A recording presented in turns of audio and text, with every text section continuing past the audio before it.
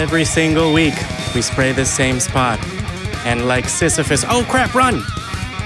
Do the cops ever catch you for that? What? No. Here, catch. They keep asking God where we went, and they had no answer.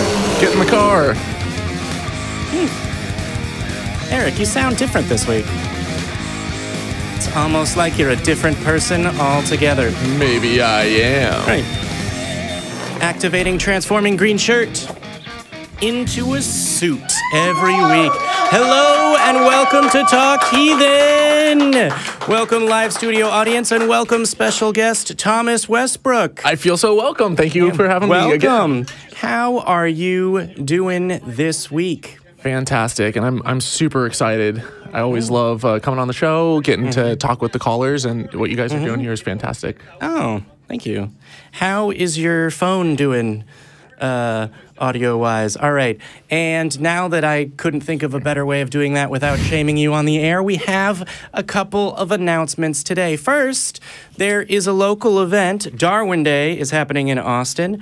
Darwin Day is, of course, a celebration of Charles Darwin, the founder and eternal pope of atheism, who commanded that we all believe in evolution. That's entirely sarcasm, but it's definitely going to get clipped out by a creationist. So, in 6 days, on Saturday, February the 9th, from noon o'clock to 5 p.m. in Austin, Texas, at the J.J. Pickle Research Campus, there will be the Austin Darwin Day for 2019. It's excellent. It's science-based. You can bring the kids. In fact, there's several things happening. So there's things for kids. There's in the kids' room, they'll have leaping lemurs, people are primates, what makes a monkey, and evidence for evolution, the kids edition, and also a little bit of story time.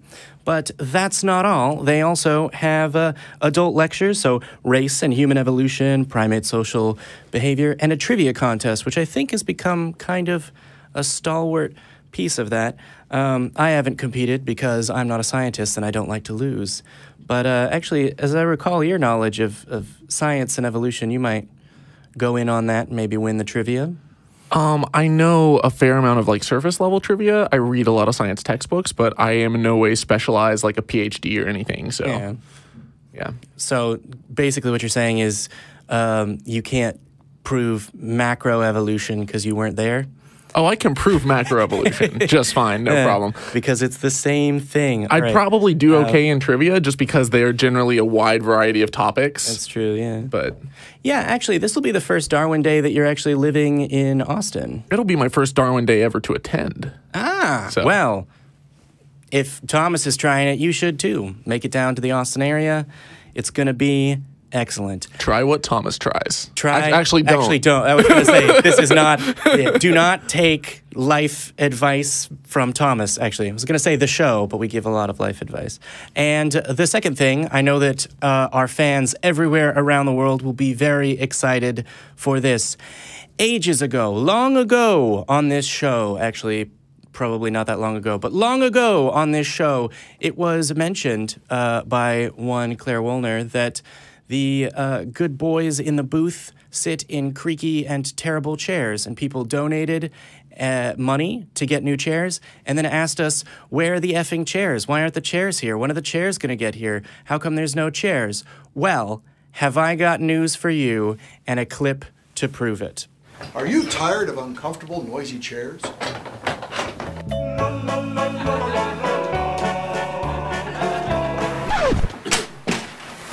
This, ladies and gentlemen, is a fine box. That's come a very long way to get here.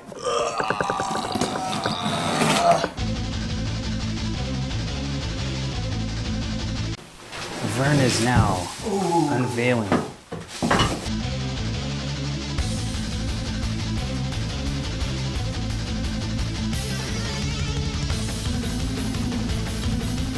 Trouble. Now we need the tools from the toolage box, because we need a hex wrench. Whoops. Rage.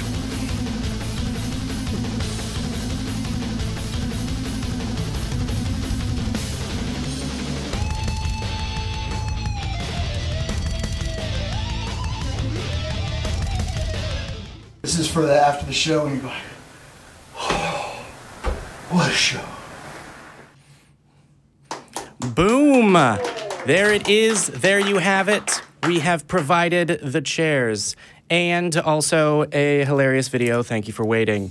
Yeah, wow. I'm just tempted to turn. So, what do you think of that, Thomas, just to see? But people want to get to callers. That's what they ask for. That's what we're going to do right after we point out that the ACA is having a concert on Valentine's Day. Tickets available now. A Shelley Segal concert. It's actually Shelley. Yeah, wait. Siegel. I always butcher that name. It's Shelley Siegel. Segal sounds like she's just like a badass. Like she's here to take names. Take names and sing songs. However, she is badass. I enjoy her music immensely. If you've ever watched The Atheist Experience or almost any other show the ACA produces, the intro music for that is Shelley Siegel. It's fantastic, and we also have a clip for that. Make this Valentine's Day one to remember. It's time to get sexy. Live in Austin, Texas, an intimate performance by recording artist Shelley Siegel follows a live taping of Secular Sexuality. Food is included and drinks will be available for purchase. Get your tickets now by going to eventbrite.com and search for Secular Sexuality. That's eventbrite.com, search Secular Sexuality.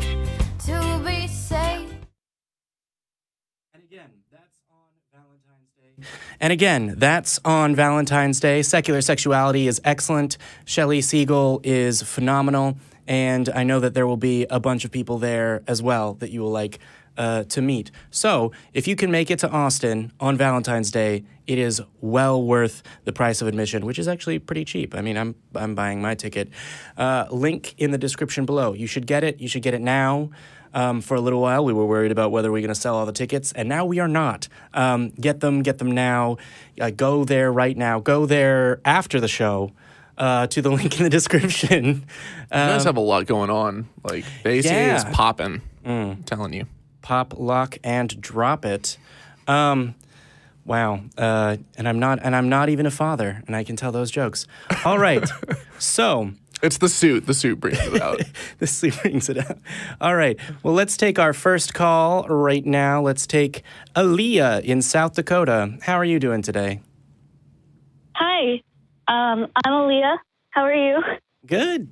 You're on with Jamie and Thomas. What did you want to talk about today? I just wanted to thank you guys a lot for helping me deconvert from a theist to an atheist. Woo! Nice. Yeah. Congratulations. I'm always glad to hear I can help. Yeah. Thank you. I was kind of just the run-of-the-mill Christian, baptized twice in 2 different churches on 2 separate occasions. I was heavy in the church growing up, but I realized that my arguments and my faith were misplaced, I guess, and I was more focused on being accepted within my church more than, focusing on my beliefs about what the church taught me. Yeah, I was going to say that. Oh, sorry. I was going to say. Oh, no. Sorry. This sounds incredibly familiar to me. I think I took a similar path as you. Although, if you were baptized twice, you were twice the Christian I ever was. So, Aleah, can I ask you, was there a specific point? You said that watching Talk Heathen, watching the show, tuning in has been really helpful to you. Was there a specific point or a specific part of the show that really stood out to you as meaningful, something really clicked? You started thinking outside the box, thinking critically? Kind of. I guess, I know this kind of sounds a little bit dumb, but the point that it kind of clicked to me is when in Matt Dillahunty was I found this playlist that had all the crazy theistic callers on, and I listened to their arguments. I listened to them over and over again because I was bored, and I just listen to your show when I'm multitasking. And so I listened to their calls over and over again and realized, I always thought, oh, these are just crazy Christians. But then I realized that these arguments weren't, that far from, people like my family members and the people at my old churches, Yeah. And so I know exactly what you mean, because that's what started me on my path to deconversion as well, was finding a video from the ACA that presented an argument that I was somewhat familiar with and then went, hey, wait a minute. That doesn't really make sense. There's always a point where, you think that someone on a call is presenting a really shallow, dumb argument. It's not that the person's dumb, but they're putting forth an argument that just gets completely shred to bits on air, and you're like, oh, I could never see someone, make that argument around me. The people I know are so much smarter. And then you hear them when they're not up against someone like Matt who knows how to counter it. You hear your friends and family say the same exact argument, and something in your mind kind of clicks, and you're like, wait a second. Yeah. Is this the type of stuff I've been spoon-fed by the people around me, that maybe they're very bright and intelligent, but they just haven't really stopped to really look beneath the surface and take this argument apart? And I think that's really powerful.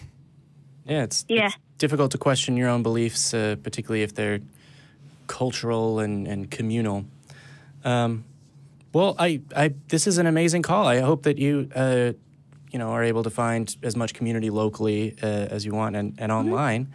So, JB, can I ask one little question really quickly before I go? Yeah, of course. So, Jamie, are you part of like the LGBT community? Yeah. Or I don't want to. I'm queer, so no, you're fine. Yeah. I've brought it up on the show. Yeah, because I heard that, and it's just I'm part of the, and I would consider myself to be a lesbian, a 13-year-old lesbian. That could change, but I know for a fact that I like women, girls, whatever. But and it's just that people like atheists are so not judgmental, but compared to a very Christian grandmother and grandparents, and I think it's, very cool and accepting that I have a community, Yeah. Aleah, you said that you're 13 years old. I'm assuming that you're living with family. Are you out to them as an atheist or as a lesbian, or are you still in the closet? My parents know that I don't believe in God, sort of, and they're just kind of trying to convince me a little bit, but, they're kind of chill with my beliefs at the moment. Because my stepdad is a Christian, and my mom is a Christian, but she's also Native American, which, incorporates her own beliefs about traditional Native American customs. Kind of contradictory, but, So they're fairly accepting? Yeah. Yeah, and I'm out to them. I'm glad to hear that. It's just my grandmother.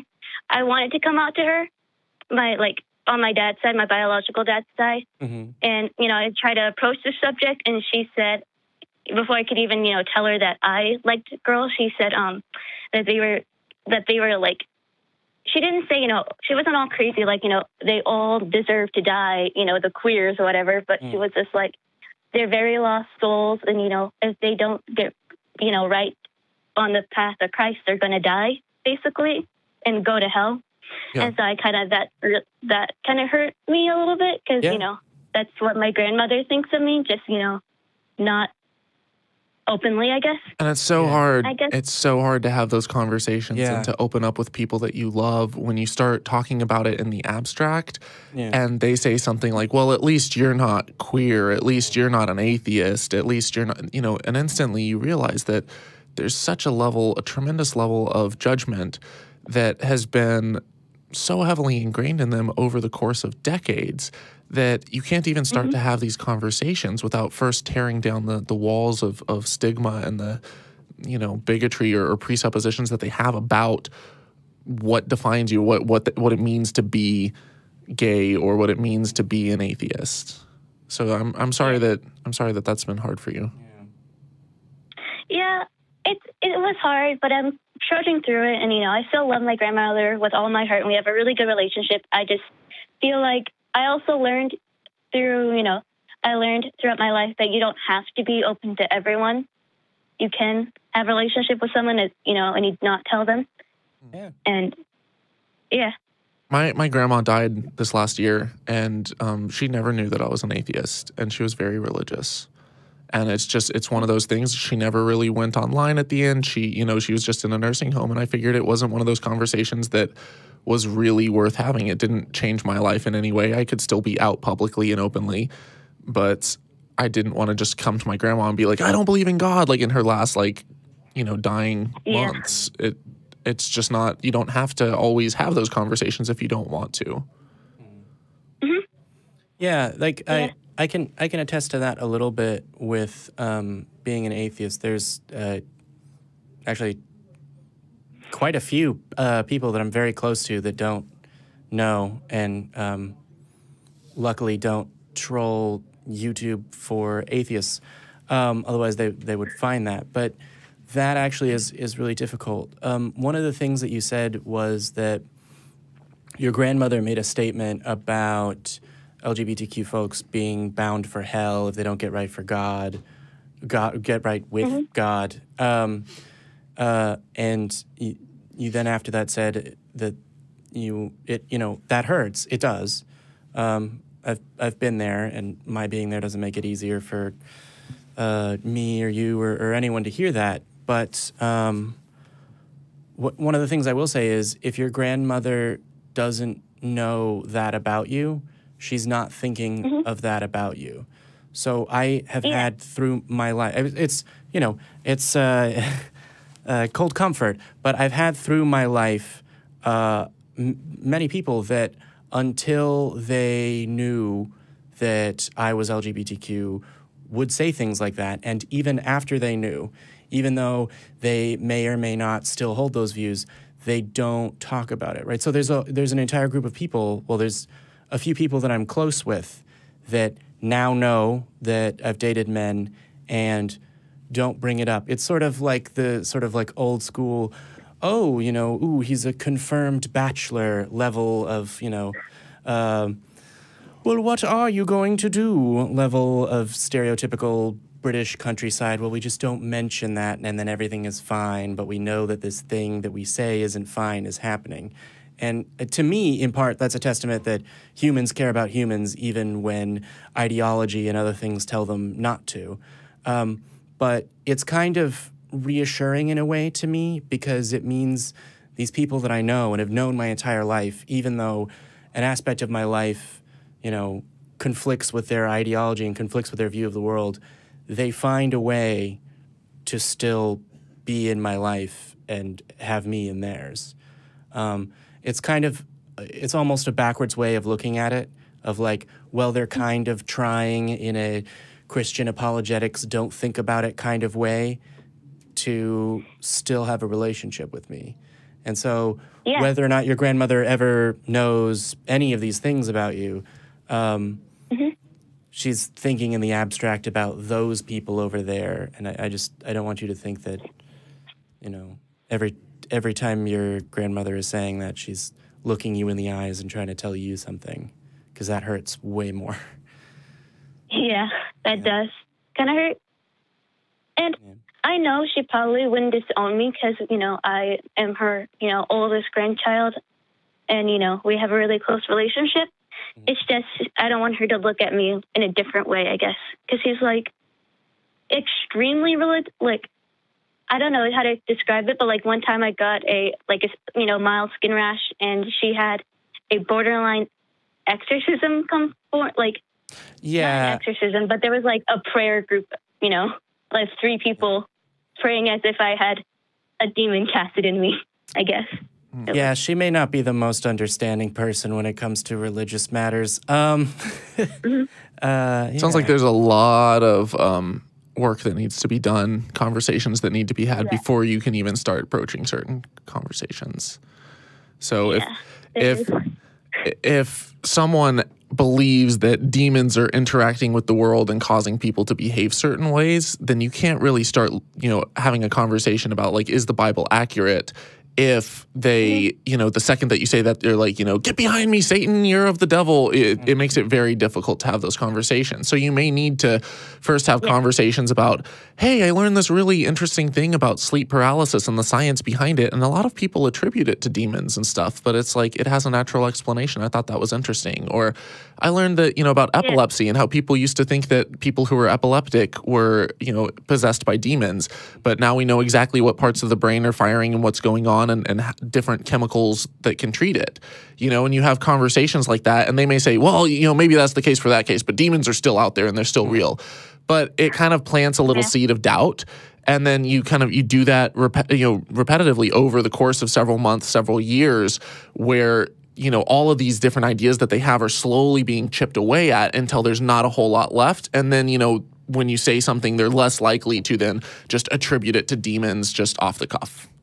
Yeah, that's what the Catholic Church does. The Catholic Church now has a a standard procedure for determining whether or not it's a real demon exorcism or whether it's a mental health issue. A real, that's an oxymoron if I've ever heard one. Well, yes. But one that they think is real versus. Yes, whether they are able to diagnose it as a mental health condition or whether they're going to propagate dangerous and harmful religious ideas. So it's like the god of the gaps only with demons. It's the demons of the gaps. It's the god of the gaps in your mind. The gap demons. Yeah.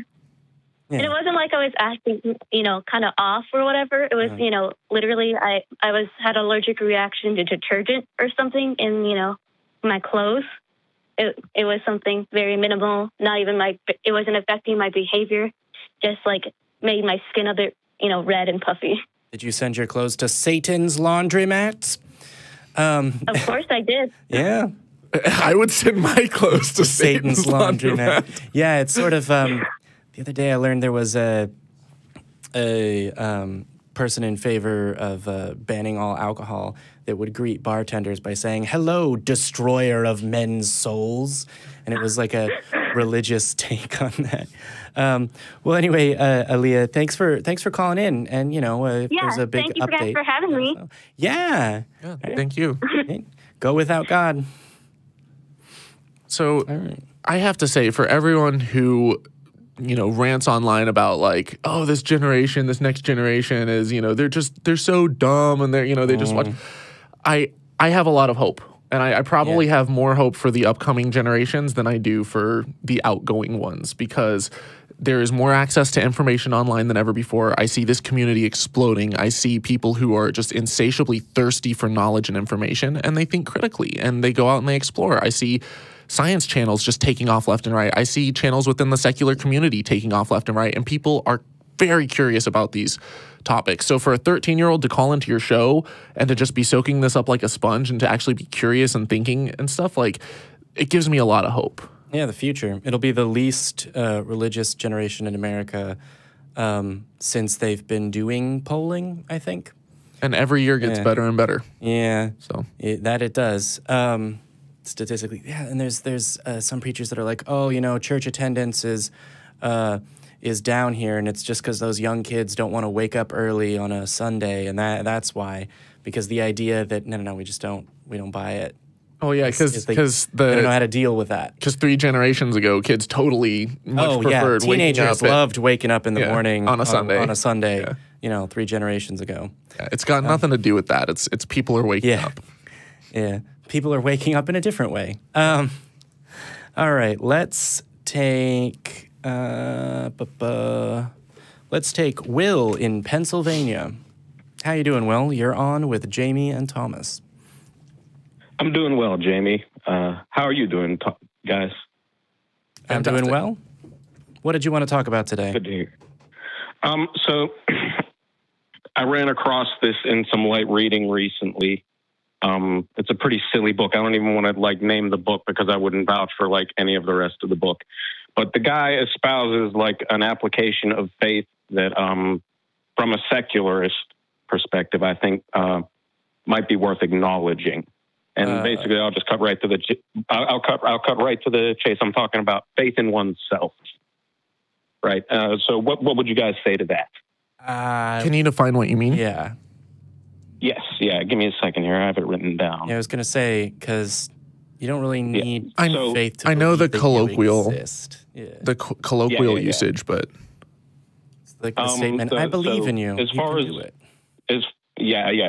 I got you. But so the definition that I wrote down is probably I maybe even went a little overboard with it. Hold on. Sorry, I should have made better notes. All right. So I defined faith as dogged, stubborn, illogically persistent belief, not only in the absence of evidence, but even in the teeth of overwhelming evidence. All right. That's pretty good. I mean, if it's having faith that you can achieve and reach your goals and aspirations, I feel like... now, see, that I want to refine that just a little bit. Okay. I wouldn't necessarily say faith in your ability to achieve any goal that you might have. I would concede that for sure there's going to be scenarios where, you know, it's just not meant to be. And you can say that this wasn't meant to be without like losing faith in yourself as a person. So I wrote something down for this because I knew you would ask, because it's a logical question. Thank you. See here. Can I just ask quickly, Will, are these positions that you also hold, or are? Oh, no. Well, when he used it in the book, he was talking about something totally different, but he used faith as a necessary component for success. It's a silly book. It's called Think and Grow Rich. I'm sure you've heard of it. Yeah. Napoleon Hill. But yeah, I really don't want to like talk about it. It's by Napoleon Hill, right? Yeah, correct. Yeah. Yes. But anyway, he brings up faith as like a necessary component of like actualizing, you know, your destiny, whatever it is you want for yourself. And that makes immense sense to me, even as someone that would totally agree with everything else you would say about faith, like as evidence, and it's like not valid as that at all. And, you know, I would subscribe to like what Christopher Hitchens says, you know, people only appeal to faith whenever they're out of other real reasons to support something. So, Will, I'm a little bit mixed on this, and I'll tell you why. So I am very entrepreneurial. I've worked on startups. I have a little bit of Silicon Valley blood in me, if you will. And I am very optimistic about people's potential, because I see people who, you know, not everyone is born equal. Some people are born with, you know, genetic handicaps that make it, you know, impossible for them to perform at the same level in the same areas as other people. I am never going to be able to play basketball at the same level as Michael Jordan, because the guy has certain genetic predispositions that allow him to outperform me. That said, absolutely. If I were spending 10 hours a day dribbling a ball up and down a court and shooting baskets and stuff, you know, I could perform at a much, much, much higher level than 99.9% of the population, just because of the amount of effort and practice that I put into the sport. Now, when it comes to believing in yourself and, you know, you can do anything, you can accomplish anything, I don't believe in it in the sense of, you know, if we just visualize something, it'll happen on its own. I do think that... Yeah, not to cut you off, I'm sorry, but I'm not saying that you can do anything. And I actually, two things. Let me break down belief in oneself into two separate things, because I'm using it to generalize two separate things. I believe that one should have faith in these two ideas. One, the idea that essentially you deserve to be happy in this life. And the second thing is that you are capable of making happiness a reality for you. I believe that losing faith in either one of these ideas I can't imagine a scenario where it's a good thing. And when I say belief in oneself, I mean belief in those two things: belief that you deserve to be happy and that you're capable of making your happiness a reality. Definitely not like being an NBA star or anything. Maybe. I'm not sure if I agree that you deserve to be happy. I think you can be happy, but if you just assume that you have an entitled, maybe not everyone deserves. Oh, hear me out. I'm sorry, my bad. If you approach the world from an entitled position of, I deserve to be happy, the world should kind of, you know, everyone should do things to, you know, fit my wants and my needs. It's like, no, but happiness is a mindset. I've seen people, I lived overseas in the former Soviet Union. I used to volunteer at an orphanage where it was kids who had, you know, they were mentally challenged or physically challenged. And we would go and we'd show up and they were living in abysmal conditions. And these are some of the happiest kids I've ever seen. It was like, oh my God, today we get to hang out and play soccer. Like, we're so excited to see you. And then I've seen people who are multimillionaires. Similar experience. Yeah, who have similar. I've seen people who are multimillionaires who are just extremely miserable. And it's a mindset. So, you know, I don't think that you necessarily deserve to be happy, but I think that you can be happy and that you can do things to, you know, change your mindset and to change your circumstances. Okay, so just to be clear, I'm not saying that everyone actually deserves to be happy, but I think it's beneficial to you, no matter who you are, to believe that you deserve to be happy. Okay, so I think that I understand. I don't see how that could be. Like, you could draw an example, like Hitler doesn't deserve to be happy, you know, and right. But if you're Hitler, then maybe don't take my advice. But if you're happiness is advantageous. I'll keep that in mind. Yeah, and it's better to go through life happy, and there's no reason why you shouldn't try to push for that. So, yeah, then that's basically what I'm saying. I think, you know, happiness is a healthy goal, and that, like, giving up on that, I don't think could ever be helpful for an individual. I agree, but I think like that even if everything, like, take the scenario of like someone that's like morbidly obese. Sure. And like, I feel like this is a scenario that might require someone to have faith in the idea that, you know, if they really want to lose weight, if that's really something that's necessary for them to be happy, that they're capable of it, and that they should never give up on that. If it's something that they really feel that they need to be happy, they should never, like, no matter how many inputs tell them that, you know, just give the fuck up, you know? Yeah, so it's over. This is who you are. I disagree with the notion that it takes faith to come to that conclusion, because that's not a statement of fact, it's a statement of value. So effectively what you're saying is that a person should believe that it is a worthwhile goal to pursue happiness. And I agree entirely. What you're talking about is motivation and self-directed, healthy motivation to achieve goals that will actually benefit yourself. Yes, that's a beneficial mindset to have. The idea that that is the type of conclusion that could be described as, oh, here's evidence for or against it being a worthwhile proposition for you to pursue your own happiness, is something that I would say is entirely dependent on that person's mindset, right? And it's a statement of values rather than of fact, right? Whether or not a person has committed crimes or done horrible things in the past is a statement of fact, or whether or not a person has dedicated their entire life you know, and has been really self-effacing and self-sacrificing, those are statements of fact. However, the first person in that example can believe, no, I did these terrible things because I deserve to be happy, and interpret the evidence, the facts, using the value of, no, I deserve to be happy and should pursue happiness. And the second person can, you know, have sort of terrible negative images of self-esteem or body image and say, I'm doing this, I don't deserve to be happy, I don't deserve this. So I don't think that evaluating the evidence is what coming to a mindset that I should pursue my own well-being is about. So the idea that it takes faith to believe that is something that I don't think is justified, if that makes sense. I mean, I did say a lot of words. I don't know. There's a lot. There's a lot to unpack there. Yeah, I feel like, for sure. And I don't want to, you know, gish gallop all over you, or, you know, gallop all over. No, not at all. Yeah. I will say, Will, could you like try to boil that down for me? Yeah, so a statement of value, for example, whether or not something is good, is dependent on a set of beliefs about what is good. And there isn't a way of deriving that independent of an individual perspective.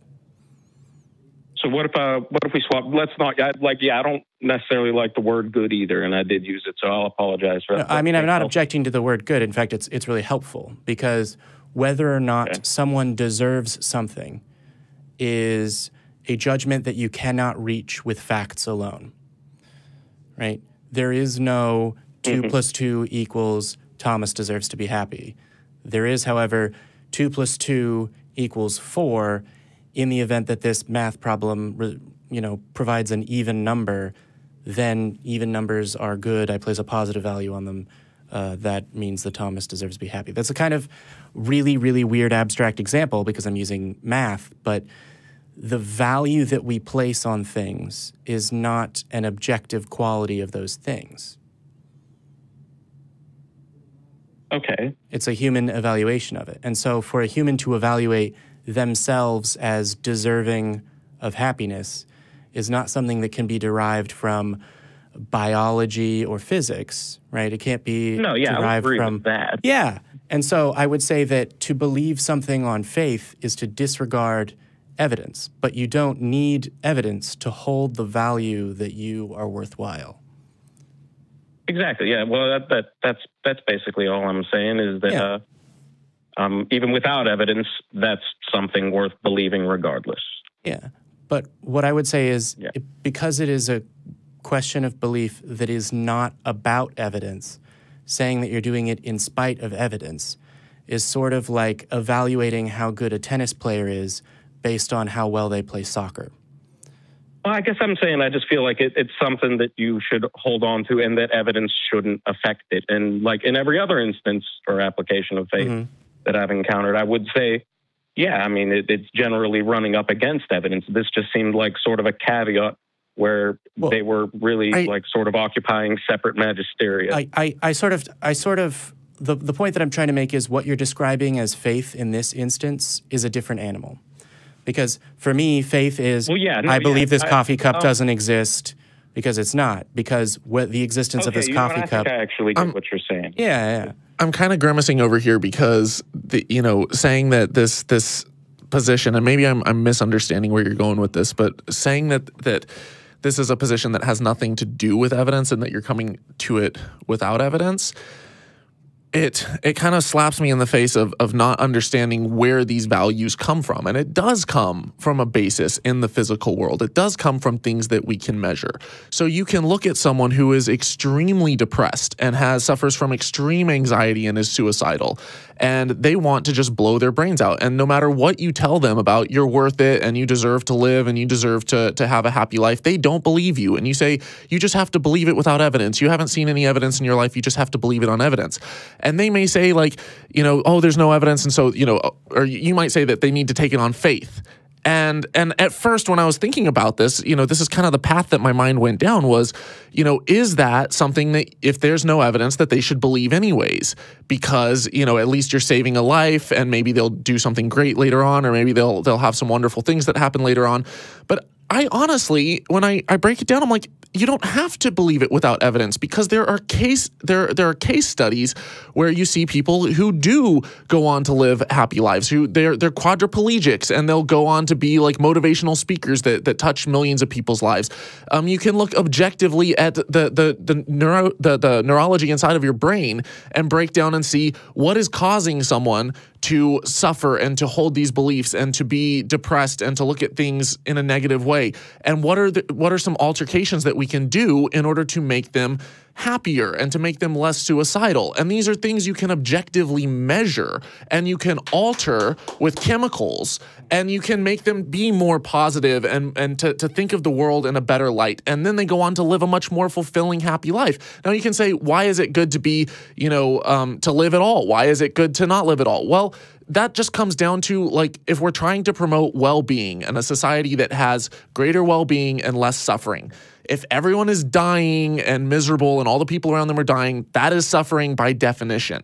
If you are wanting to, if you're wanting to live, well, living is being. It is well-being. You cannot be without being alive. And so we should try to do things that alter people's mindsets, whether it's through, hey, you have severe chemical deficiency that's causing you to be extremely depressed. What are some treatments that we can do to help you? Or, hey, maybe you there's other areas of your life that are, causing you to be in this state of mind. What are some things that we can do to try to help you? Now, I'm not saying that science has all the fixes and all the cures yet. It's a very rapidly advancing field, but these are things we can objectively measure and that we can actually pinpoint, and we can trace back to science to figure out why these things are good for the betterment of society. So you don't have to take it on faith in order to know that changing these things and changing this mindset and, trying to figure out why we have these positions and ideas and beliefs is harmful and bad, for society and for the individual, and why changing them is good. And so I don't think it's faith at all. And I think it is based in evidence. Boom. I can generally just accept that. Like, I don't really object to anything you said, but say we didn't have all that evidence, would it make losing confidence in yourself and assume that it isn't there? And I get what you guys are saying about, confidence and self-assurance and persistence. All of these things are good. And basically I'm saying, you can look at all of these other success stories too. And that's objectively verifiable evidence that someone could use to arrive at a conclusion that they need to keep persisting for themselves. But, so I don't even want to put a but on it. I mean, you are right. I'm not going to argue with that. But so what I will say, Will, is that I think that the point that I made and the point that Thomas made are parallel, concordant, but also different. Because you brought up two sort of issues. Is that a person should believe in themselves or believe that they are deserving of happiness. And the second one that you said was something along the lines of, I translated it in my head as, and it is a worthwhile endeavor to actually do that. Like trying to achieve that is something meaningful, right? Sisyphus should believe that pushing the rock up the hill is somehow meaningful, right? I would put that more in the first category. The first being belief that it is a worthwhile goal, and the second belief that it is an attainable goal. That it has the potential to affect reality, which I think is different, because worthwhile is, again, a statement of value rather than a statement about facts. I mean, we're getting very sort of abstract and philosophical about what is meaningful in a person's life, and we're doing it on a week when Eric isn't here, and he's going to be super jealous. But I really anticipated having the conversation with Eric. Yeah. But, I'll do my best as a stand-in. I love both you guys. I was going to say, are you going to do an impression now? But no. Yeah, well, I need to grow my hair out a little longer. Yeah. It does curl. Yeah. Oh. Yeah. But I think as far as the second point that Thomas was addressing, and not needing to believe that certain actions can be beneficial on faith, I sort of jumped in there before you got to respond to his statement. Did you have a response for that, or what? How did that strike you? I didn't feel like I got cut off at any point. I think you replied what already. I meant to. Yeah. Okay. So would you still say that those are two things that you need faith to believe? Not that you need faith to believe them, but like no matter what happened, you should keep believing them, even if everything, even everything that you perceive, say you're just in a mindset where you don't see all of that evidence that Thomas was talking about, and it's not as real for you as the evidence of how impossible it feels. Yeah, I feel like in those cases, you should continue to believe, even when it seems like you shouldn't. Right. So that's all I'm really saying. Right. And don't get me wrong, everything you guys said was valid. I would essentially stand behind my initial statements, but you guys certainly gave me a lot to think about. I mean, ultimately, we have to go where the evidence leads if we want to live in a world that is as true as we can tell. If we want to live in a society that is as structured and coherent as possible, that is beneficial to as many people as possible, we have to go where the evidence leads. I definitely agree. That doesn't mean that we've always had the best evidence. There were people who, followed Galen's ideas of the four humors. They thought that the reason that you got sick was because your bile and your blood, proportion levels were like out of, whack, and so you had to do bloodletting and get leeches or, drain your blood out and get rid of the bad blood. And it's medical nonsense. It doesn't work. People died from it because they died from lack of blood. And yet at the same time, they were going where they thought the evidence led. Now, the answer, the solution to that is not, oh, look, science is bad, or, we should cut ourselves off from all bad information. It's no, what we need is more information, better information, more knowledge and evidence. So we have to be constantly on the edge, traveling towards more and more information. Yes, and we have to constantly be working on the edge of pushing our knowledge forward, expanding our understanding of this world. Because I don't think that in those societies that, people went to the doctors to have their blood let, they probably felt like, hey, I'm doing the best thing, I'm doing the right thing, this is going to make me healthier, it's going to be good for me. And, because, they didn't think, oh, I'm going to die, I'm going to go get killed by the doctor. And, a lot of life was lost as a result of these harmful practices, but they were doing what they could with what they had. And I think right now we're doing the same, but we have a lot more at our disposal. We have a lot more knowledge and information at our disposal, but we should still try to go where the best evidence points to. Absolutely. And yeah, I'm not like I said, really, these are the only two scenarios where I would even begin to argue for anything even remotely even looking like faith.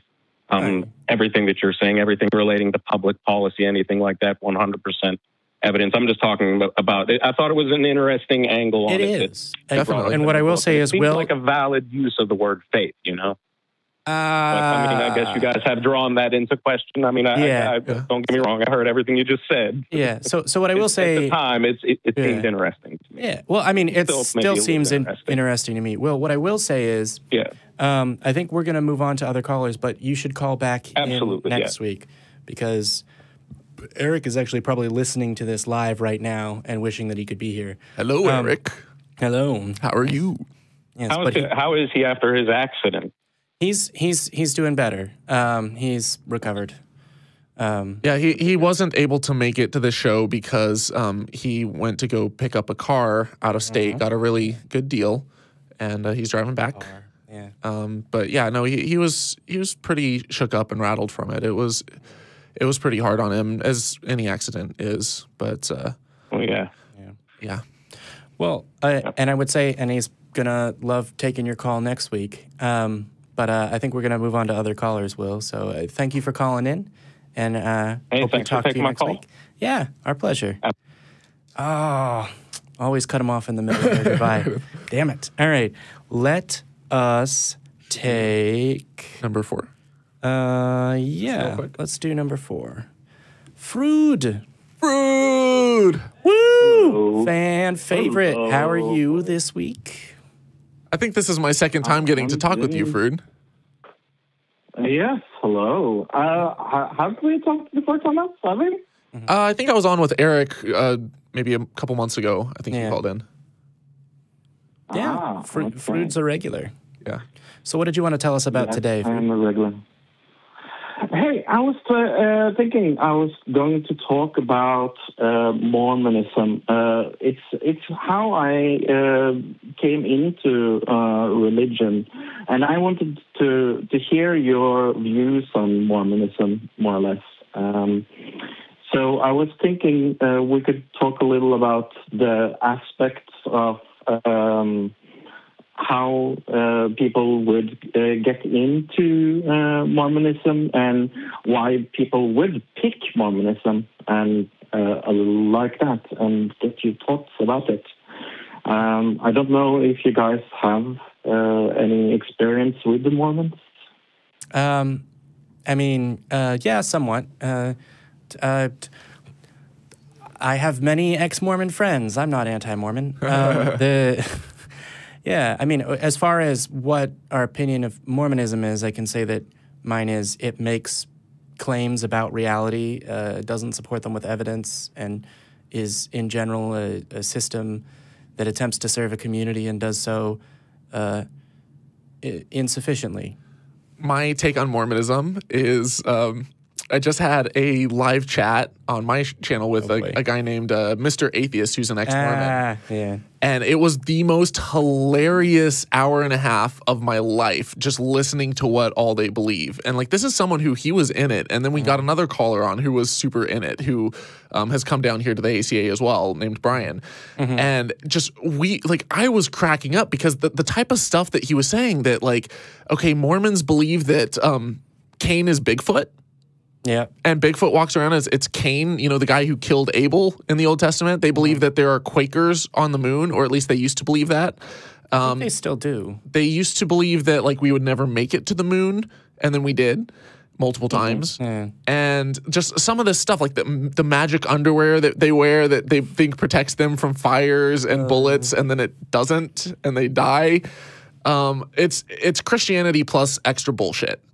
Joseph Smith was a known con man. There's, straight up evidence of him saying there was a tablet that he got a hold of that had some Egyptian hieroglyphics on it, and he said that it was a early telling of the story of Abraham and Isaac, and it's Abraham sacrificing Isaac on an altar, and he transcribed down all the different hieroglyphics and said what they meant, and that was before we learned how to read it. That was before we learned what these actually say and how we can show with concrete evidence that it was actually an Egyptian burial ceremony. So yeah, there's a lot of craziness. I was going to say, are you referring to the golden plates? Because not the golden plates. Oh, okay, yeah. Because I was going to say he was also founded a religion in a time and place where people were founding religions left and right. So he was pretty much mainstream dude. Burnt. Yeah, it's something about Mormonism, their recruitment is like I said it to Chelsea, a screen caller, that one of the things that has surprised me maybe the most is their growth in Europe has been very big, and I think one of the reasons is because they have the Book of Mormon. People are not interested in the Bible anymore. People want the new hip thing, and there's something about that. Showing people something new in the Book of Mormon is very appealing to people. Yeah, and but Frode, one of the reasons. A fresh turd is still a turd. Well, I don't think he's arguing for the value of Mormon doctrine. I mean, the fact that it's newer it makes it all the more demonstrably bullshit, because you can look at Scientology and it's even newer. And yet here's a religion where the guy, straight up said, if I wanted to make a lot of money, I'd make a religion. And then he just formed a cult and has, you actually look at the doctrines of it and it's so obviously bullshit. Mormonism, we actually have accounts of the ways that Joseph Smith would, con people. And, he lost the original transcription of it. And then, he tried to rewrite it, and then they found, I think they hid the original one. Yeah, they said if he's really translating, we'll take the copy that he has and he'll translate it again, and it will be exactly the same. And it wasn't. No. And then he came back and said, all right, well, because you did that, the angel is mad, so they're going to give me a different version. So it will be generally the same story, but it won't be identical. Which is a really great way of saying, yeah, I know, I remember the general gist of what I said, but not what it is word for word, so write it down again. Yeah. Coincidental. Yeah, and it's kind of I totally agree with you, Thomas. A new third is still a third, but I think one of the reasons why it has had such a tremendously good growth in Europe is because people see two dressed men coming to their door with a new hip thing. And that's kind of one of the problems, and why I think Mormonism is so big. It's because they are ever changing. If you can change your religion to fit into society, of course you will grow tremendously, because it is more acceptable. I mean, it's not that long ago they didn't allow people of color inside their church. It's not that long time ago they teach that God lives on a place called Kolob. I think they still teach that. Yeah, that's still his planet. Yeah, and they still teach that. So one of my main problems with Mormonism, and this is maybe the reason why I think it's harder to stop Mormons than normal Christians, and I'm saying that with a quote. Yeah. It's because they have this new thing that they can change forever. They can change their faith to fit into society. Yeah. Well, that, and people aren't used to hearing, oh, no, but it's different now, from a church that's kind of like what they know but different, right? In the same way that I think people, there are many people in the U.S.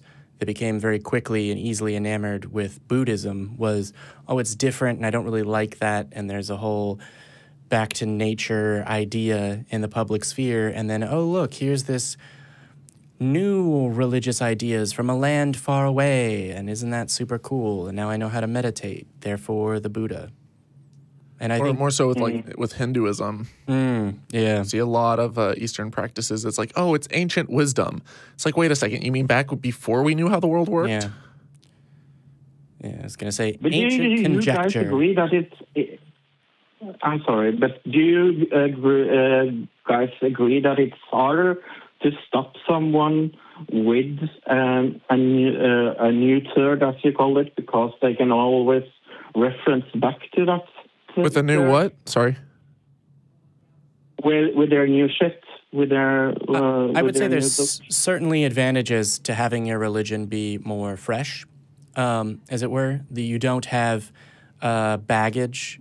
There's not like, oh, well, you've been here for 5,000 years.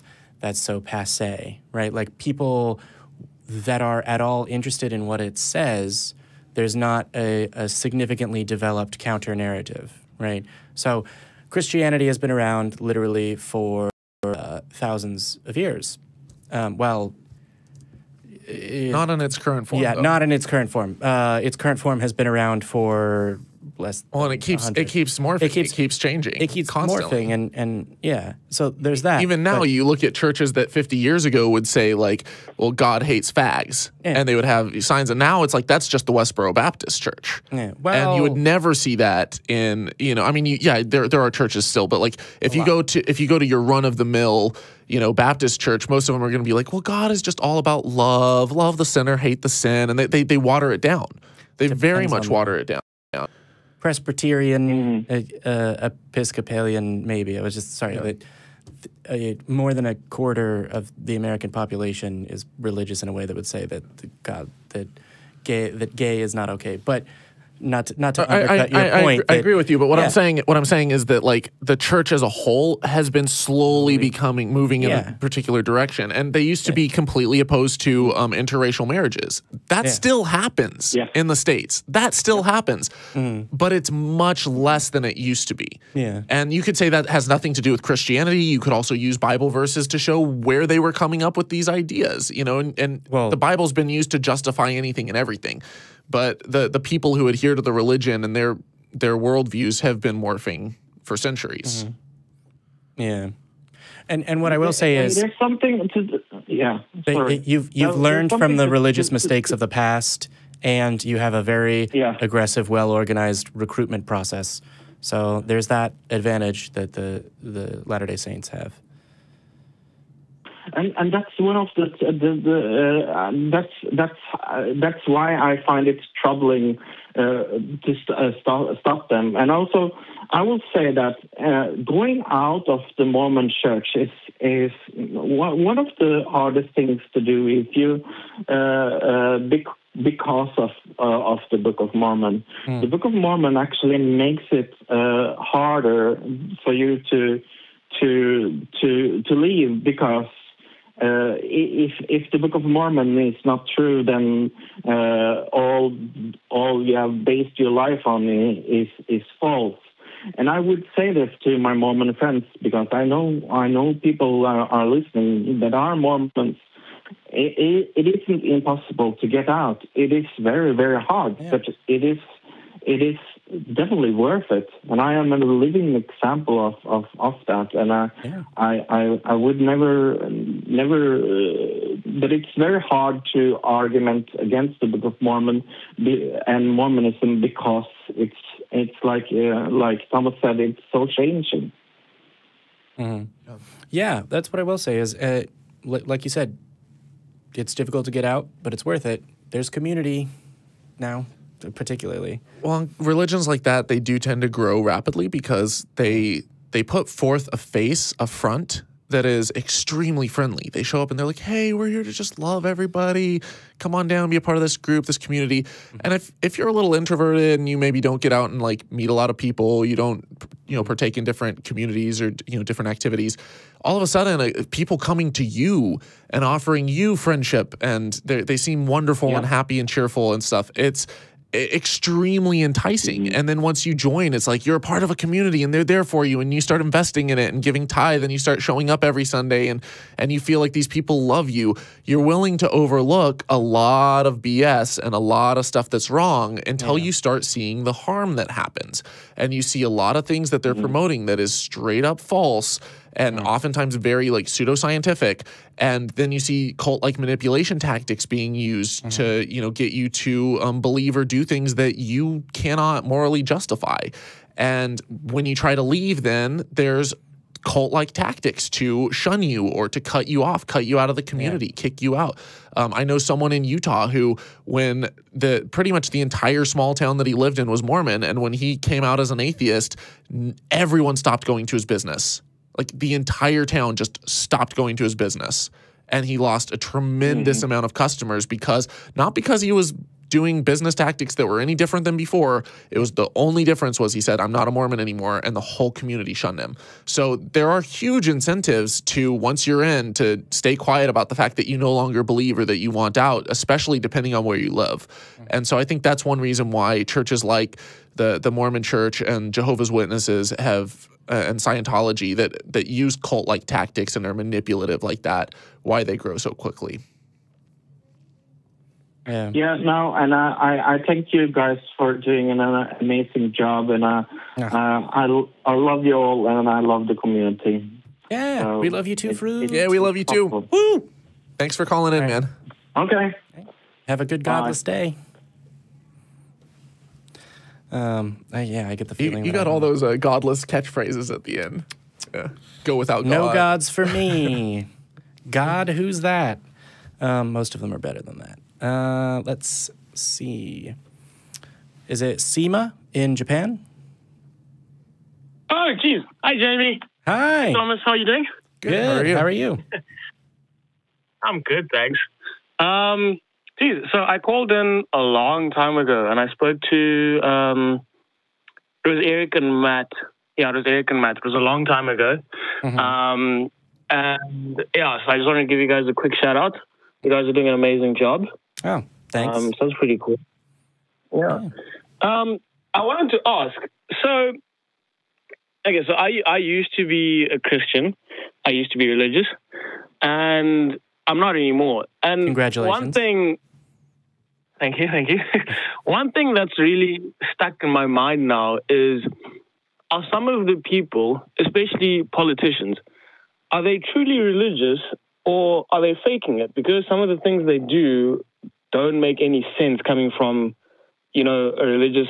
If they claim they're religious, it doesn't make sense, some of the things they say and do.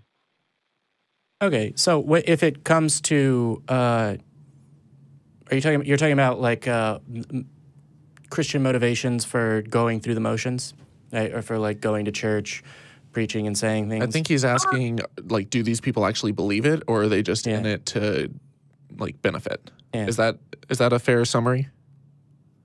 Yeah, basically like that. And not only like Christianity, but also like other religions, like you were just talking about Mormonism now, Scientology, all those sorts of things.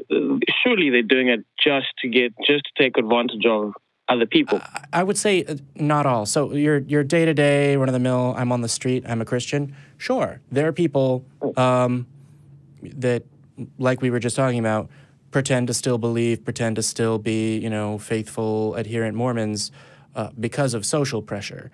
However,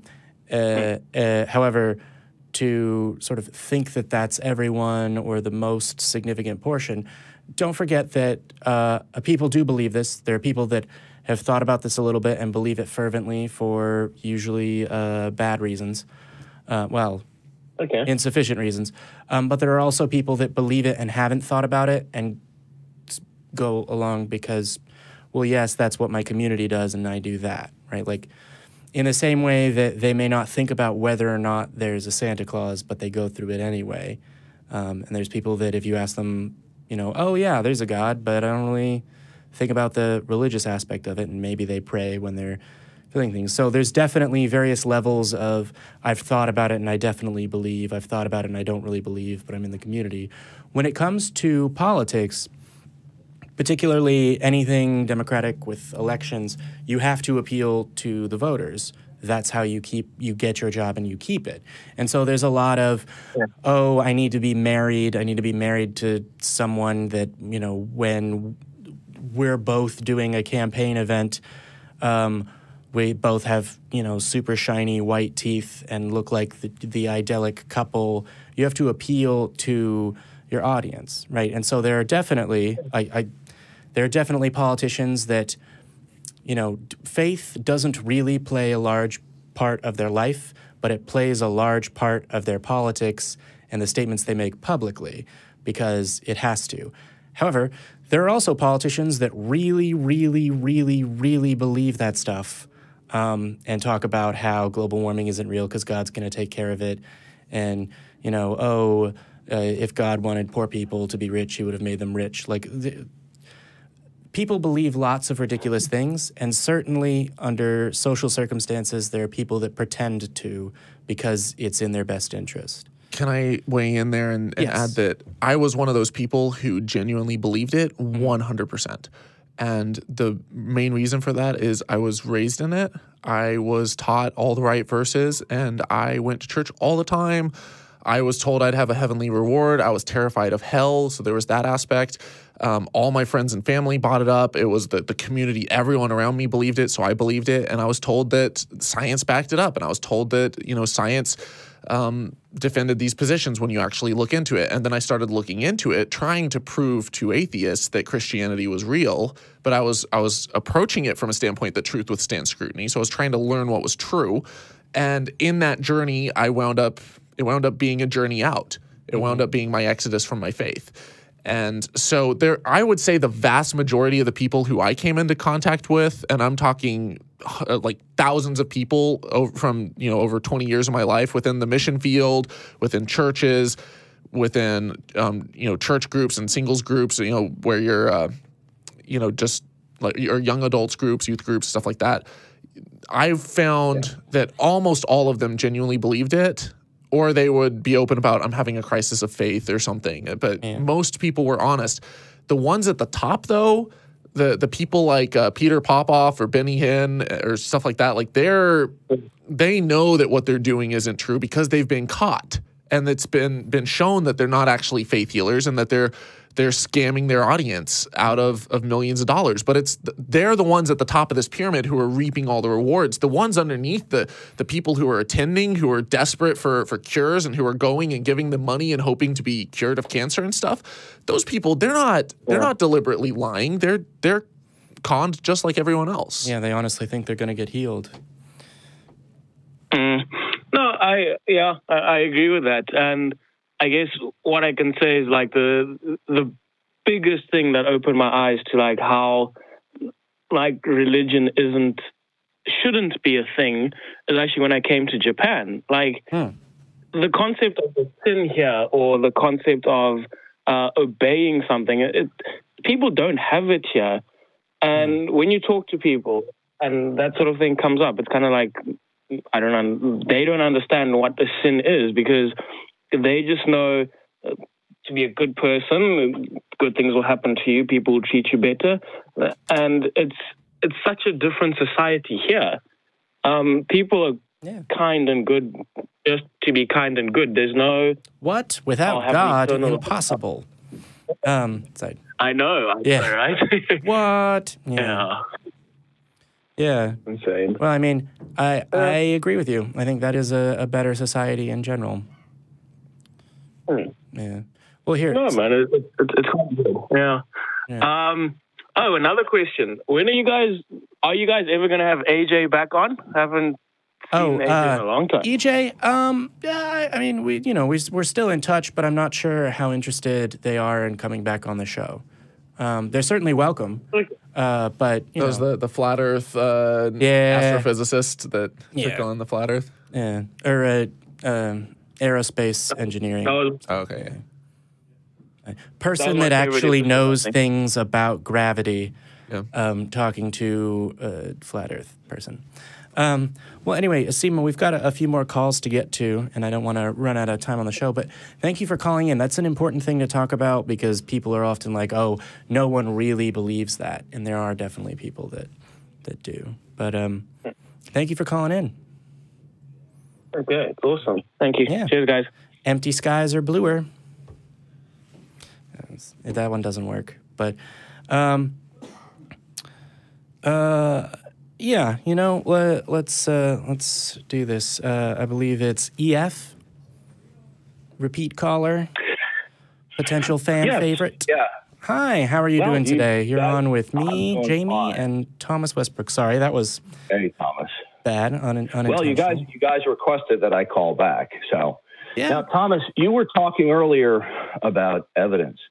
What I'd like to know from you is, how is the concept of evidence viable and meaningful in your worldview? Is there a fundamental absolute to existence that provides for causal relations? Because last 2 weeks ago, Jamie said he rejected the idea that there's anything fundamentally absolute. So do you reject that there's anything fundamentally absolute? And if not, what is the absolute that provides for the viability of evidence or causal relations? What do you mean by when you say something that's fundamentally absolute? Well, it's something that is unconditionally non-dependent and provides for all dependency situations. So if you believe in evidence, you believe that there are causal relations and connections between events. What secures that there are causal relations between events? Is it something fundamentally absolute, or do you believe that by faith? Okay, when you were talking about something that you said was non-dependent, what do you mean? Yeah, something is absolute if it is fundamentally it exists, and it doesn't begin to exist, and it's non-dependent. In other words, it's not contingent. Okay.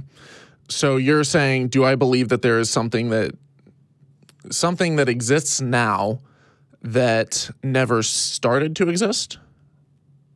Well, what I'm asking you is, since you're asserting that evidence is a viable concept in your atheistic outlook, evidence entails causal relations and connections between events. What ultimately and foundationally in your model of reality secures that?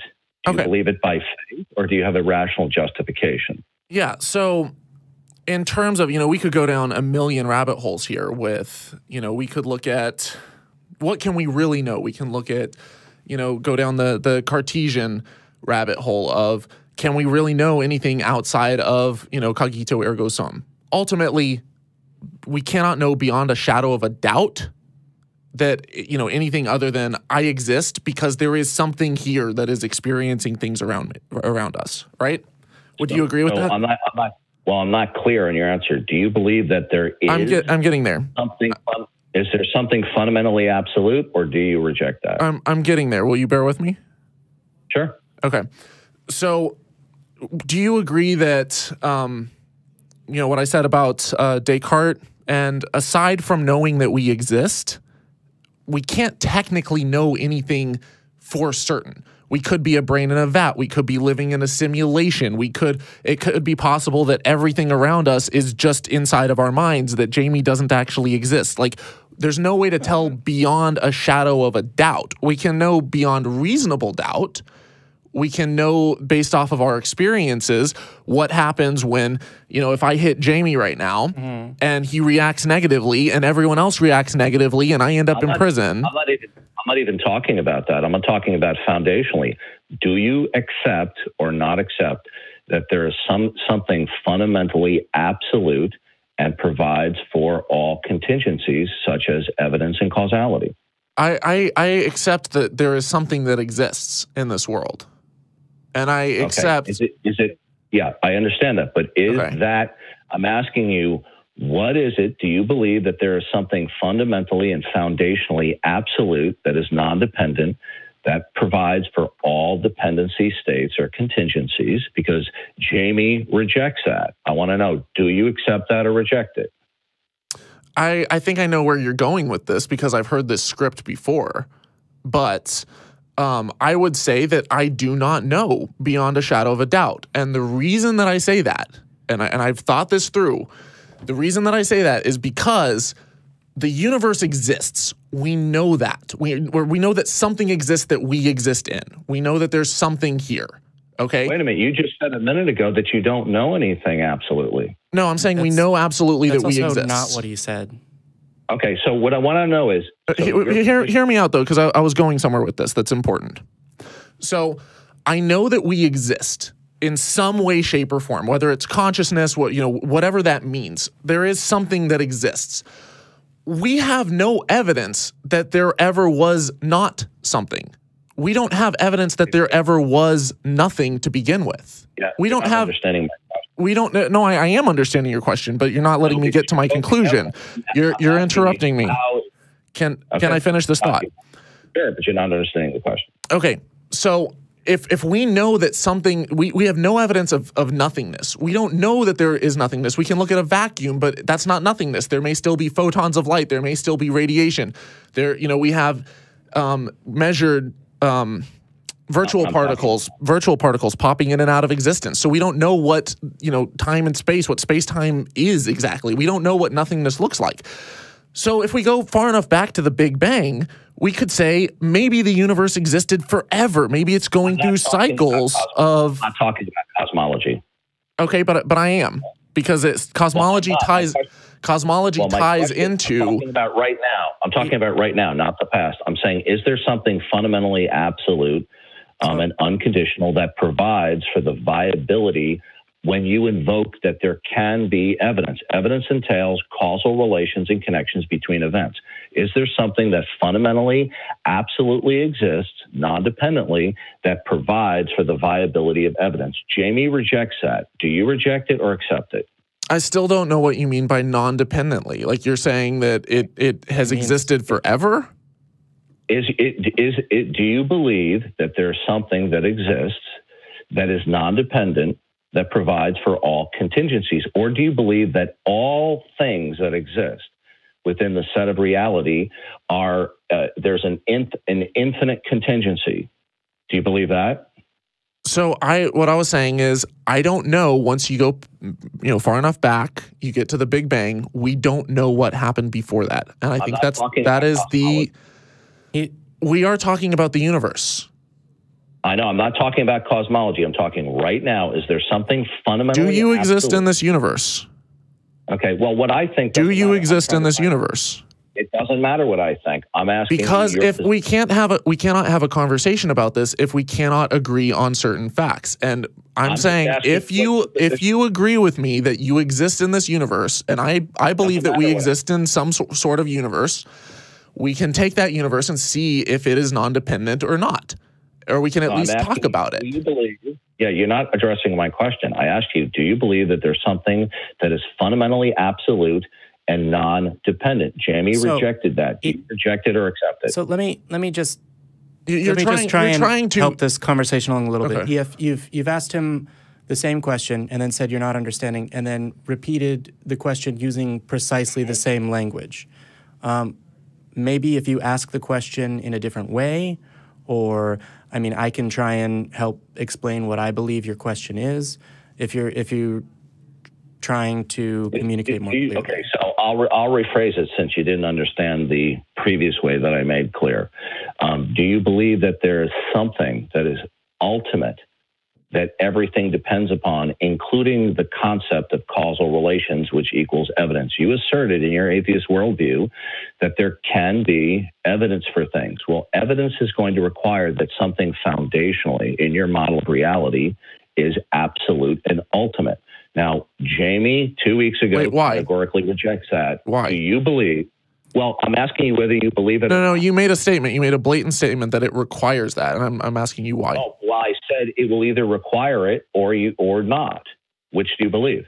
Well, no, you said that in order for in order to have logic and to have causal connections and stuff, that you have to believe this. And I'm curious why. Then what you're going to be left with, okay, either you believe that there's a fundamentally absolute or ultimate that provides for causal relations and connections, or you believe that events are not the result of an absolute and causal relations. It's either or. I'm just asking you, which do you believe? There's a third option. What is it? The third option is that we don't know beyond a shadow of a doubt. And we know... Which option do you choose? Okay, I'm giving you my option. My option is I do not know beyond a shadow of a doubt if everything that has ever existed, in which case something always came from something else in different forms, or if there was a point in which there was nothing and then it popped into existence. I don't know. That is the most honest answer, is I do not know.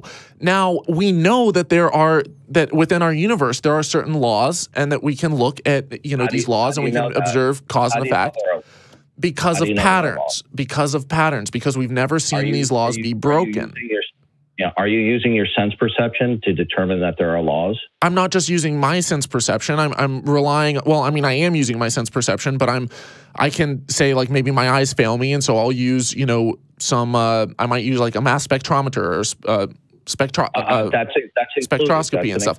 Now it is an extension of my senses, which is why I said I am. I understand that. I understand that. But you see, when you appeal to your sense perception to justify laws of nature, you have to presuppose laws of nature for the meaningfulness of eyesight. Are you aware that's begging the question? No, because I didn't do that. What I said is, and this is why I gave the third option, is because we cannot know beyond a shadow of a doubt because our senses can fool us. Okay, so do you believe then in causality and causal relations by faith, or do you have a rational justification for causal relations? He's provided it. What I believe has no effect on what reality is. My beliefs are not relevant here. What's relevant here is relevant. I'm asking you. What's relevant here is what can we measure, what can we know in order to come to the most reliable,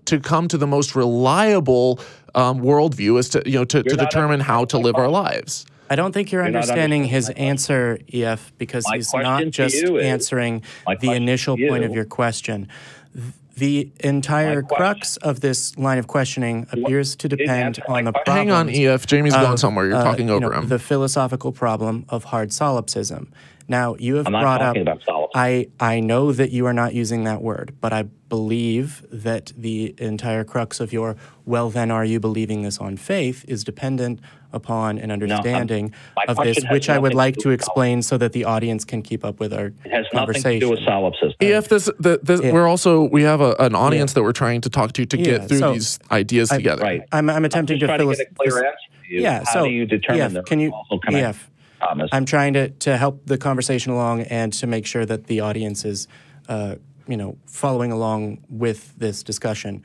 So, as best I can explain it, there is, among other things, a philosophical problem of how can we know that things are true? Among those things, causal relationships in reality.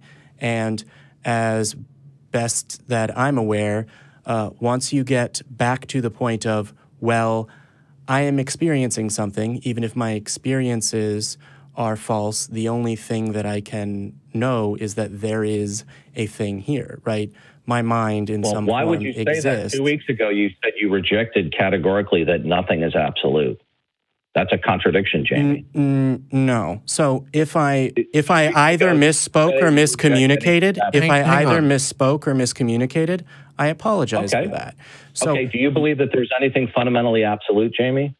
Can you define fundamentally absolute? Yeah, it's something that exists non-dependently. I don't know whether or not my conscious exists dependent or independent. I'm not asking you about your consciousness. I'm asking you, is there anything that is as far as I do not hold the belief that there is something that exists fundamentally and non-causally. You don't. Right. But my question is, do you believe that there's something that's fundamentally and absolute? So you don't believe that there's anything that is absolute. Is that correct? Well, I don't hold it. We're saying we don't know. Just to clarify, I'm saying that I neither believe nor know that to be the answer. And the reason I'm being this specific is I don't want to miscommunicate. I don't want to give either the audience or you the impression that I believe that that is not the case, which is different than not believing that it is. So you're undecided whether something's absolute? Yeah, I don't have that conclusion. Okay, since you're undecided that something is absolute, then you must believe by blind faith that there are causal relations because you have no. Okay, then what's your rational justification for causal relations? So the alternative that you provided, which you just explained, oh well, then you must believe on. That was the question I asked. Yeah, I'm walking through my thoughts here. So the alternative that you just provided, which was, well, then you must believe in these things on faith, implies that I believe necessarily these things, right? So the only thing that I have, that you have, that Thomas has, as best any of us can know, is the way that we can measure and interact with the world around us. Is that absolute, Jamie? If you say absolute and mean not dependent on something else, then... Is it absolutely true? Can you define what you mean by absolutely true? It is the only... You've defined this. I have one way of interacting with anything, and it is the basis. I'm answering your question right now. I have one way of interacting or knowing or coming to a belief about anything, and the fundamental basis of that is my ability to perceive. And I'm unaware of anyone that has provided a solution to that, which is called in philosophy the problem of hard solipsism. Now, EF, is there a solution to the problem of hard solipsism? Your perception depends. Is there a solution to the problem of hard solipsism? Right. Your claim to perception is based upon causal relations. Do you have a rational justification, Jamie, that there are causal relations and connections between events? When you say rational explanation, do you mean something other than the only way that I can interact with anything? I just want to know what your rational justification is for causal Define relations. rational justification, because I believe that I've answered your question. Do you have a deductive way of reasoning that there are causal relations between events, i.e. evidence, or do you believe it by faith? So, the starting point, the starting point is the way that I can interact with reality. And if you start there, what follows after is reasonable. So here's where I'm wanting to rip my hair out. EF. I still didn't hear. I did hear you explain how you know there are causal relations. EF, you're talking over us. What can I? Like, I feel like you guys are going in circles, and here's where I want to rip my hair out. You guys, can I please? Yeah. So hold on. Why I'm getting frustrated is because you you have this script, and I've seen you do this script before, and I've heard you on Discord bitching about Talk Heathen about this. Please let me finish. Yeah, and it's extremely frustrating because what you're doing is you're trying to say everything is dependent on something else, and you're making a hard stance. You're saying this is everything that we know is contingent on something else, and I would most likely agree with you and say that there is something that everything is contingent on. My consciousness is contingent on the universe and the laws of nature and stuff. Whether those are absolute, the laws of our universe versus the laws of other universes and some kind of multiverse, I don't know. None of us know. We don't know these things beyond a shadow of a doubt. So for you to come along and make an absolute claim that everything is contingent, therefore it must be God or it must be the universe and it's more likely to be God because reasons, is just flat out bullshit, and it's absurd. And you're making a claim and you're making a statement without evidence. Now you're saying that in order to have evidence, in order to have something that, you can, is causal, you're like, well, how do we know that that works every time? The answer is we don't. For all I know, I could be living in a computer simulation where someone has set all of the rules. You could call that someone God. You could call it an advanced alien computer programmer. I don't know that beyond anything outside my consciousness. As far as I know, no one has solved the hard problem of consciousness. But if that's the case, they could alter, the algorithms, and they could make it so that when I pick up this water bottle, it just melts and falls right through and completely violates the laws of physics. As far as I know, as everything around me that I've observed, I've never seen that happen. So I operate in a world where I go based off of patterns. I go based off of every time that I've picked up this water bottle, it has never done that. But I cannot make a straight up bold claim that that is going to be the case 100% of the time. But I can say with 99.99999% certainty based off of everything that I've observed, and that's the best we have. Does that make sense? Yeah, I hear what you're saying. Do I think it makes sense? No, because you're still not addressing the issue. Okay. Are you guessing when you assert that there are causal relations? Are you adopting that there are causal relations by faith, or do you have a rational justification? So I told you I'm going based off of patterns. And that is the best evidence that we have. Patterns can be the result of chance rather than necessity, Thomas. And sometimes we're wrong about that, and that's why science makes corrections. Okay, so Thomas, how do you demarcate any particular consecutive sequences are the result of spontaneous chance versus necessity, such as causality? How do you rationally justify one over the other, Thomas? Because we measure them using multiple different methods of measurement, and we replicate those measurements, and we have other people observe them and measure them. The question, Thomas. And it overlaps with other fields of science, and we build this. You're not understanding. You're begging the question. Maybe help us understand. What conclusion do you draw about these questions? It doesn't matter what my conclusion. Actually, it does, because right now I'm asking you that question. Do you have a conclusion about these questions?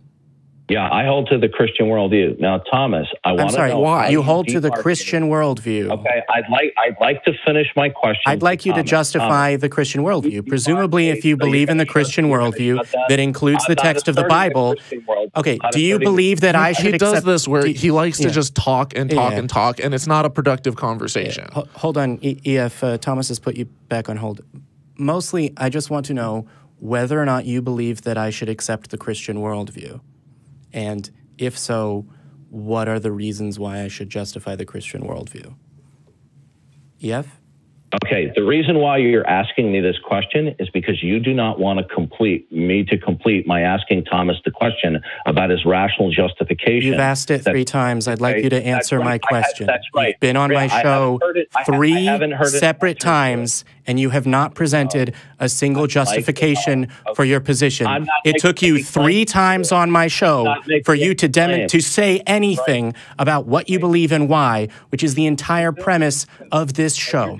You're trying to change the subject. Okay. I'm trying to ask you a question that I have wanted to ask you since second one of your first call on my show. Do you want to have this conversation or not? Also, Matt Dillahunty would like you to call him on I'll be more than happy to call I believe. I mean, he hasn't said anything. I can't hear him. Hopefully, I haven't done a disservice. EF, what I would like to know is there a good reason? He just talks loudly. It's so annoying. EF, is there a good reason for me to accept the Christian worldview? Yes or no? 1 Peter 3:15. EF? Oh, yeah, there is a good answer to that, but I'd like to finish my question with Thomas first. I would like you to answer my question because I don't believe that, you know what, I'm right here with you. I don't believe that Thomas can provide you an answer that will satisfy you. God, I love this mute button. Yeah, here, hold on. EF, you're back off hold. I don't believe that that Thomas can provide you an answer that will satisfy your curiosity. Well, I provided him with an answer. I know. And that's why I chose the words that I did. And he keeps going in this loop. As a programmer, we call these infinite loops, and it's maddening, and we need to fix his fucking algorithm. Okay, well, so... Sorry. Yeah, so because I believe that line of questioning with Thomas is not going to provide something that is satisfactory to you, or provide an answer that the audience hasn't already heard, are you willing to discuss reasons why I or other people should accept the Christian worldview? Oh, I'm willing to discuss that. I will gladly do it. Okay. When I finish my question with Thomas, I asked Thomas to explain to me how he determines that the consecutive events are the result of causality rather than spontaneous chance. Can you answer that, Thomas? If I answer that question one more time, will you be satisfied?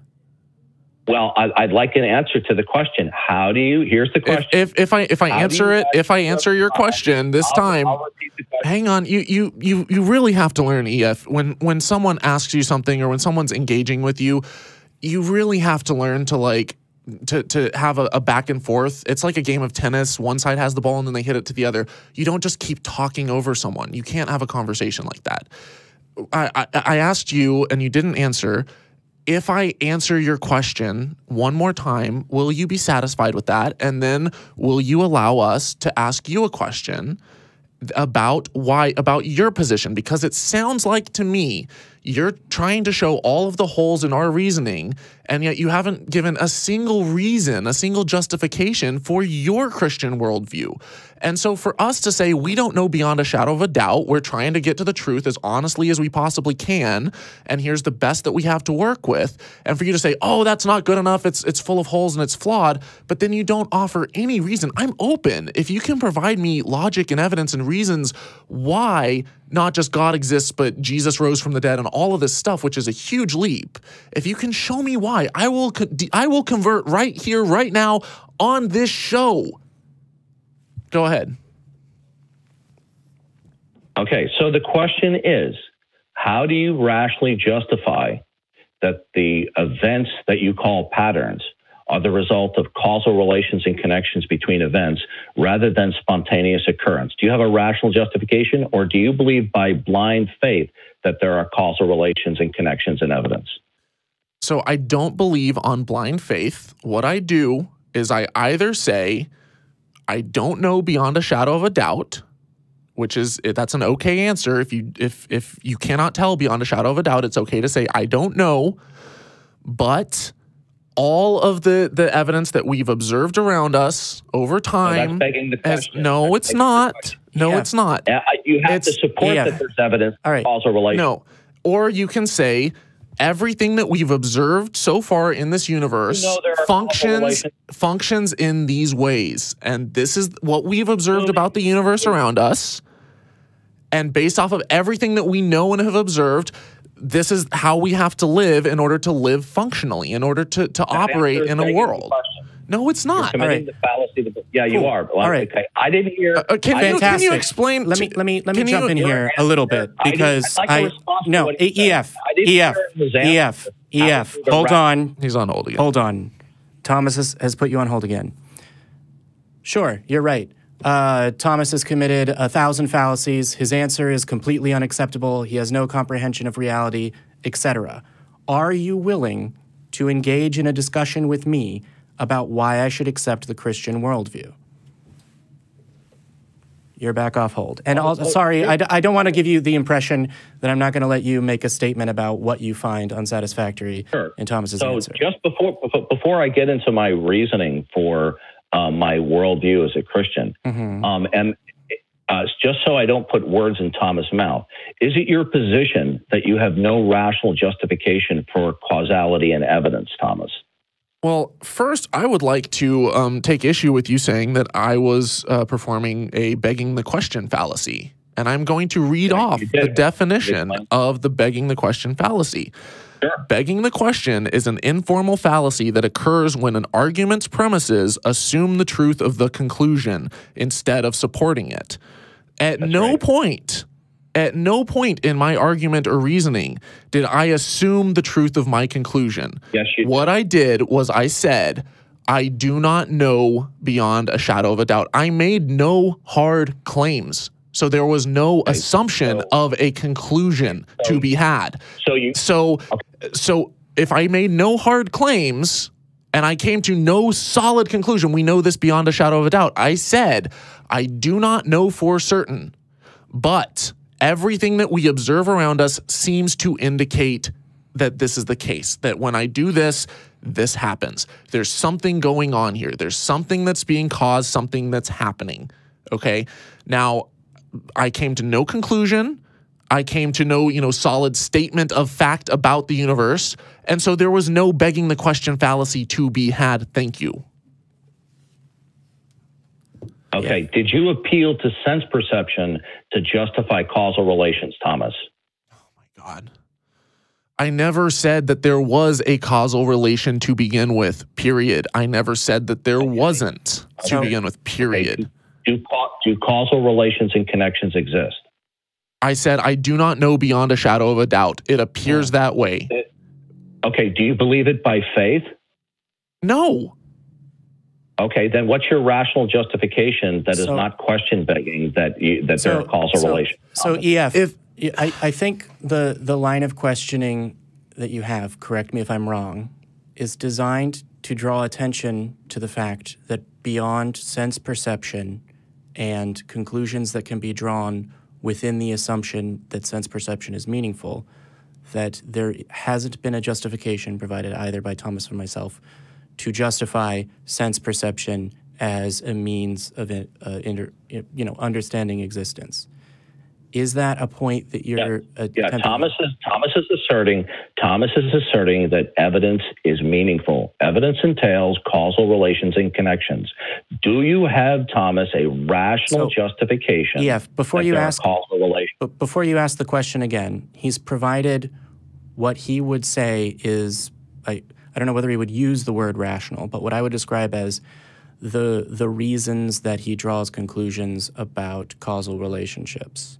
And I think the point that you're trying to make by asking,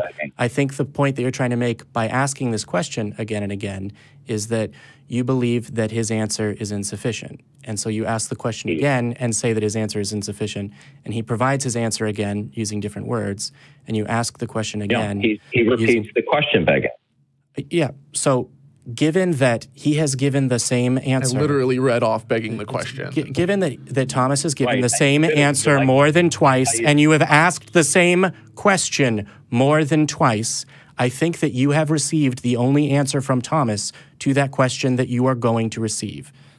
Now, can you follow up on your side of... Hold on. Do you understand that asking him the question again is not going to get a different answer? Okay, I won't ask that question again. Thomas. Fantastic. Can you answer my question, please? Why should I accept the Christian worldview? Well, because he denied that he was question begging. He appealed Excellent. He appealed to sense perception in order to justify sense perception. This point, white knight for him? Oh my fucking God. Are you kidding me with the buzzwords? Listen to me. All right. You are now on hold because that is perhaps the most dishonest way you have engaged with either myself or Thomas or with Eric. We had an really agreement. My explanation, hold on. My exclamation of "Oh my God" earned from you the response, "I thought you didn't believe in God." Are you joking? That is unbelievably absurd for you to say in response to me. Do you want to have an honest discussion about what I should believe and what justifications you have for what you believe or not? That is a yes or no question that I need the answer to before we proceed. EF. Oh, I would love to hear what your foundational justifications are, but you told me... I believe that you have just inadvertently provided me with the answer no. Are you prepared now on this call to provide me sufficient reason to accept the Christian worldview? Yeah, the reason why you should accept the Christian worldview is due to the impossibility of the contrary. Through a reductio ad absurdum, if you deny the proposition of the Christian worldview, your worldview is going to have to provide a foundation that provides for all coherence. But you told me 2 weeks ago, Jamie, and so did Thomas, you don't know what the foundation to the world is. Yes. Okay? You have no coherence. What you're trying to do... Hold on. Over talking. I was asked a question to defend my Christian faith. My position... To persuade me to accept it, actually. The issue is not to persuade you. It's to show you that your position is incoherent. Now, the Christian worldview is true in virtue of a reductio ad absurdum. The denial of the proposition that the Christian worldview is true results in a contradiction, because in order for you to reason at all, okay, you're going to have to provide a foundation or a fundamental absolute in your worldview by which you can reason. Now, do you have, here's the question. So I have a response to a statement that you just made. I have a response to a statement that you just made. Thomas has put you on hold again. So I'm going to keep putting you on hold as long as you railroad us and you don't, like when we try to respond to points that you make, because you make points that are flawed. You make points that have no basis in logic. And when we try to call you out on them so that we can actually figure out the truth in order to have that as the basis, the logical starting point that we can then have a conversation from, if you start with something that has no substance, we can't get anywhere. So when you lay down 20 bricks and we're like, wait, not these 18, but these 2 are good, then if you don't let us stop and actually address them and you just keep talking over us, then we're not going to get anywhere. Do you want to get somewhere, or do you want to just read off a script? Jamie, you were going to say something. So the response that I was going to give to your position, and here I'll take you off hold, but the response that I want to give to your position is that you've said you've made the statement that our worldview does not provide for a justification or a justification for our ability to reason, and that the Christian worldview does. And you've pointed out that because we have, I believe, it's not your exact wording, but you said because we don't have a justification, we need to provide a justification for our ability to reason. No, there needs to be a justification for our ability to reason. But for your statement of, oh, you have to provide it, implies that there is some fact about reality or reason that means I have to know the answer right now. And my statement is actually, I don't know the answer. Can you explain it to me? So that there are two things there. You believe then in your God-free world that you can reason because I don't know? also in your God-free world. So to be very clear, EF, I don't have a belief about why I can reason. Really? Then why are you doing this radio show or TV show? Because to address questions of what people believe and why. So you don't know why you can reason, but you assert you I don't have a justification for why I can reason that will satisfy the way that you framed the question. You believe you can reason by blind. All right, so you are once again back to interrogating a worldview that is not yours. At least you have stated that the Christian worldview provides the answer. At least he believes that blind faith is bad. He's agreeing with us that blind faith is bad. That's a good starting point. Well, I mean... Yeah, so are you admitting you have no basis for reason? Oh my God. He didn't say that. EF, I'm attempting to ask you to explain and elaborate on the answer that the Christian worldview provides. The Christian worldview is the only coherent worldview in virtue of God's revelatory acts, that God has revealed what the nature of reality is. Which God? Both in part and in whole. I said the Christian worldview. Does the word Christian mean anything? So can you not use the same reasoning to justify Krishna? Christian mean Muslim? Can you not use the same exact line of reasoning? Talk about me over talking. I'm trying to answer your question, and you're over talking. So, EF, the reason that I would interject myself here into your answer is you've said that the Christian worldview is sensible and it provides this, and it has been revealed through God's, through acts of God revealing things. Can you elaborate on what you mean by God's revelatory actions? Which actions are those? God has revealed himself in all that exists and through special revelations throughout human history. Now, you will either accept that. I'd like to finish. You asked me. You make a statement. So you've made a statement, and I would like to respond to that statement before you ask the next question. What you did was I asked a question, you provided an answer, and then you proceeded to the next point. I have asked a question, as you have done to me and to Thomas, as is necessary in discussion on this episode and two, I think it might be 3, but at least 2 episodes prior. So when you provide that answer, given that I'm attempting to understand what you are describing as the Christian worldview, it is in my interest to respond to that, to make sure, 1, that I understand it, and 2, understand how it fits into the other aspects of the Christian worldview. So when you say God has revealed himself through all things and through special revelation throughout time, I then have sort of 2 statements that I can respond to. It's actually a difficult choice as far as which ones I mean, which one to address first. So let's unpack this. When you say special acts of revelation, do you mean the revelations to human beings that are, discerned as prophets by Christian tradition?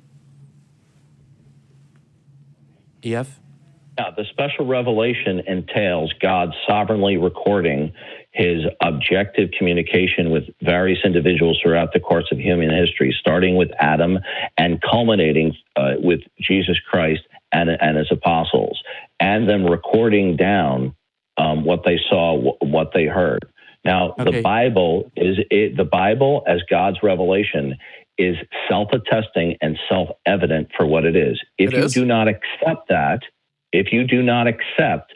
that presentation, then you're going to be, then if you don't, then you have nothing to base reason on. Just as Jamie said, he has no basis for reason.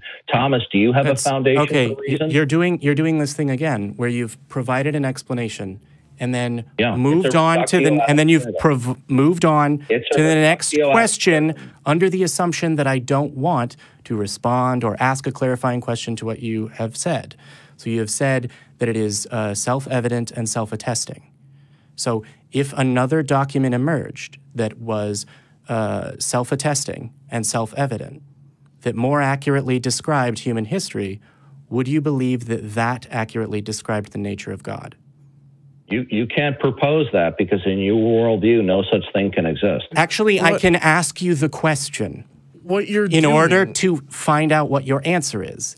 If the hypothetical is incoherent. It is not incoherent. What you're actually, what you're doing, EF. Oh my God, EF. Really? Did you really just say hypotheticals are incoherent? Do you mean all? Sorry, I may have misunderstood. EF, do you mean my specific hypothetical or hypotheticals in general? Yeah. See, when we have two worldviews in conflict. Do you mean my hypothetical specifically or hypotheticals in general? EF, you need to learn to listen to people talking to you so that you can respond to them. All right. Can you respond to my question about what you mean? Because you made a statement, and I'm not sure that I understood it. And so before you make another statement, I need to make sure that I've understood the first one. You said the hypothetical is absurd.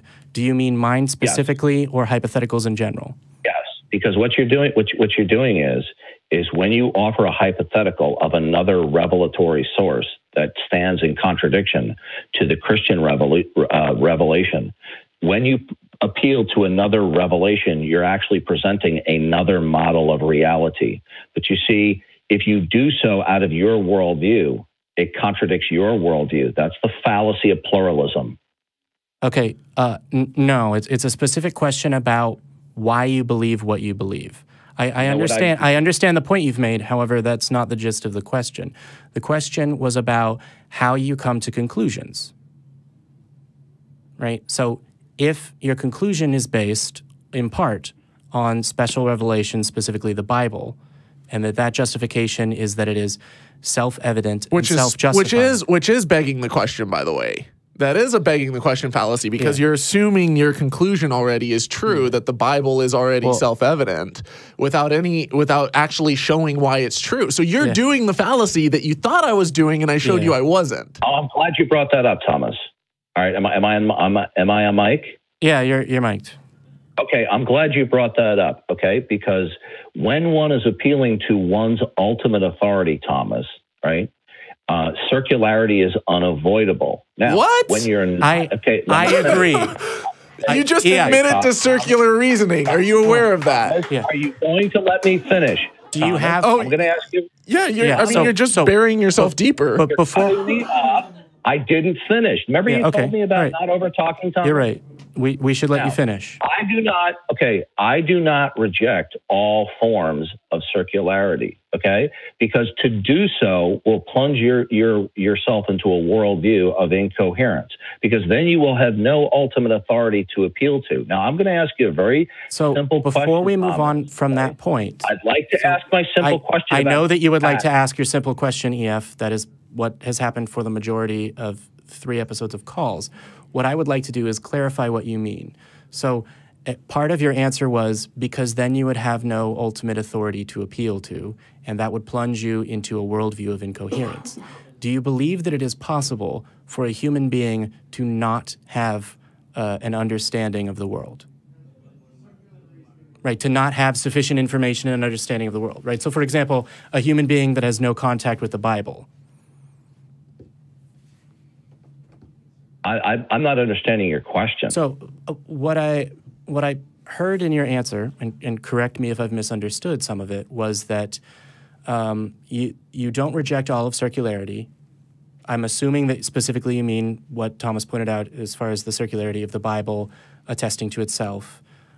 Because what you're saying, because the first part of your answer was when you appeal to your ultimate authority, circularity is unavoidable. Have I understood those portions of your answer correctly? Okay. If one rejects. So are you describing appealing to an ultimate authority as an act of faith? No. So you're not taking it on faith. Appeals to ultimate authority. Well, it depends on what you mean by faith. Okay, there are different definitions of faith. Okay, well, I don't use that definition. Okay. Can you now, if you want to define faith as belief without evidence, is that the definition we're going with, Thomas? Or pretending to know things you don't know? Let's for the sake of this discussion, let's use that one. Boghossian definition, Thomas. Okay. Now, are you defining faith as believing something for which you don't have rational justification for, Thomas? So to be clear, if we can, for the sake of this discussion, can you answer that question? For the sake of this discussion, let's use that definition. Okay. Well, then, Thomas, you believe without rational justification that there are causal connections, don't you, Thomas? No, I told you I Are don't you familiar know. with the tu quoque fallacy, sir? He doesn't seem to understand that every time I've answered that question, I've said I do not know beyond a shadow of a doubt. Yeah. It's okay to not know beyond a shadow of a doubt and not take a hard stance on something, but to say that... Well, if you don't have a rational justification for causal connections, then you believe it by faith, Thomas. No, I believe it based off of we've already been down this road. We've already been down this road. Provided no rational justification for connections, Thomas. And do you understand that we've been down that road before? I think that your point is made and understood. Disagreed. Well, but I understand that Thomas we saw your point, and then we asked you to rationalize why you think that your position leads to the Bible and not to the Quran. You could say, oh, well, it has to come back to a higher figure. Therefore, Allah. Therefore, Krishna. Therefore, Zeus. It could be any of them. And you've given us no reason to believe in the Bible. You won't even let me finish.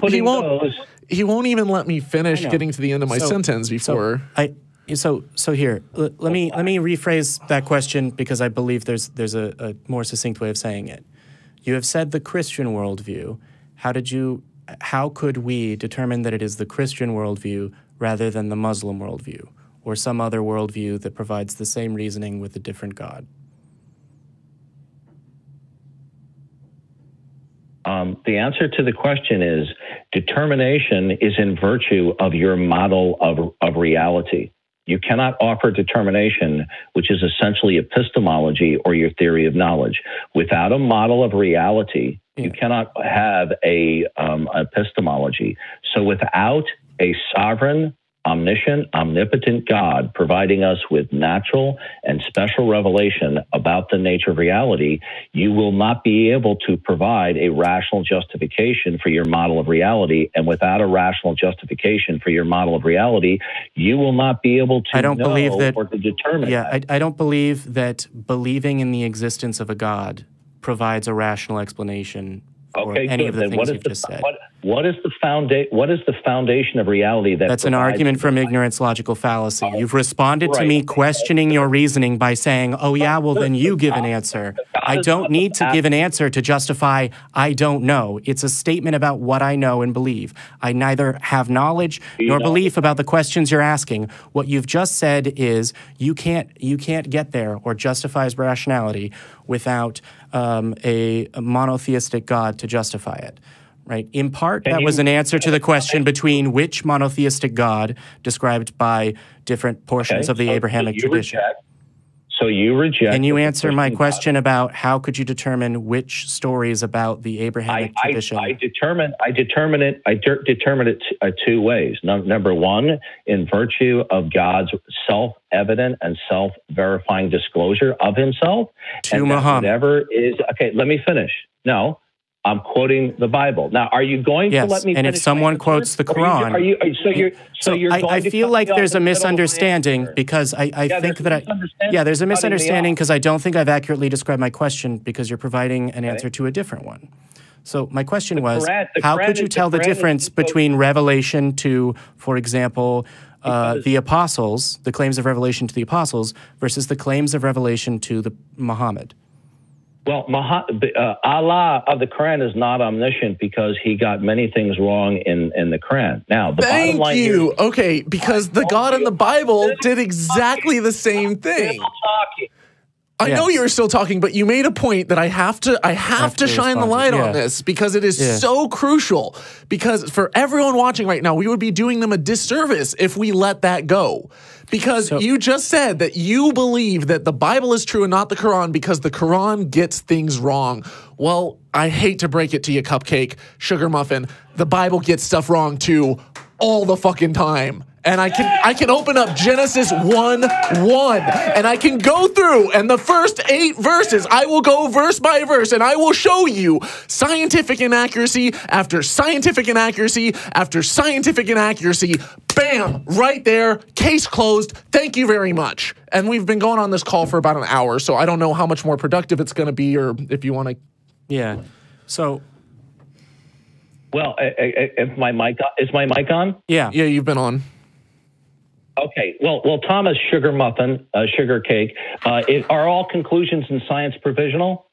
Are all conclusions in science provisional? Yes. Like specific. What do you mean specifically? Because you've given a few definitions a few times that are. Are all scientific declarations provisional and subject to revision or refutation?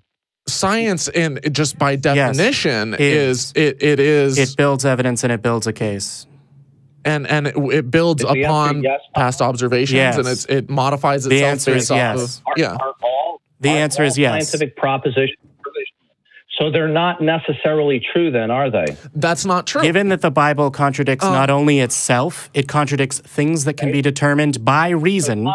If the Bible contradicts reason, how could you possibly say it justifies reason? If you include in the Christian worldview both the Bible and reason, you have a self-contradictory worldview. I'll be glad to address that, but I'm still addressing Thomas. Now, Thomas, you said the Genesis chapter 1 is wrong point after point because it contradicts scientific declarations. Because it contradicts our ability to understand reality, which is what you are justifying. This is a very common misconception that I think a lot of people have. Okay. It doesn't contradict scientific declarations, I think was the word that he used. It contradicts scientific measurements. And there's a huge difference there. There are some things in science called hypotheses that you make, and when you gather evidence and you try to figure out, if there's anything to them, then they can become scientific theories that explain a little bit about why something happens. That is provisional. That is the provisional part of science. The measurements that we make are scientific laws. There's no point when a theory becomes a law, but the measurements that we make about the speed of gravity, things about, the distance from, the Earth to the sun at different points and stuff, like in its orbit, all of these things we can measure. The circumference of the Earth, we can measure. Hang on. That is the difference between a scientific statement and a scientific measurement. So when I say that there are things in the Bible, in Genesis 1:1, even the very first verse, that is wrong, it is wrong because these are things that we have measured. Okay. Are there any scientific measurements that are absolute and not provisional, Thomas? When we measure them, what we do is we increase the accuracy of the measurement. So for example, when we said an answer to my question. What do you mean? He's asking if there are any scientific conclusions that are absolute. You're doing is, I'm asking you an extremely circumspect question, and you're giving me a scientific lecture. I asked you, are the declarations of measurement provisional and subject to change and revision based upon a re-examination of the data or new observation? Are any scientific declarations, even declarations of measurement, provisional, Thomas? Everything in science is provisional. It is provisional. It can be updated and become more accurate. Let's go through this. So hold on. The answer is yes. No, you're wanting to finish your script. You're wanting to have a gotcha and just catch us in something. We are trying to clarify our point so that we can show you what we mean by it, and that we actually have points here to be made. A scientific measurement gets updated because it becomes more accurate. There are some things in this universe that we can tell you, like I was telling you before, we do not know beyond a shadow of a doubt. Consciousness is one of those things. We do not know beyond a shadow of a doubt that we're not a brain in a vat or living in a simulation, okay? There are things that we measure and we find out that we were wrong about. There are things that we measure over and over and over again. We are never at absolute 100% certainty, no.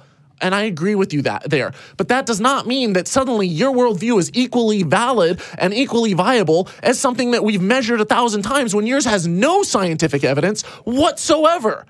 It has none. And then you're going to say, just because you have loads and loads of measurements and thousands of different ways that we've looked at this, but it has a 99.99999% of accuracy, well, it could potentially be wrong because of that 0.001%. Therefore, it's on equal footing with the Bible? What kind of reasoning is that? It's not. It's absurd nonsense. Face it.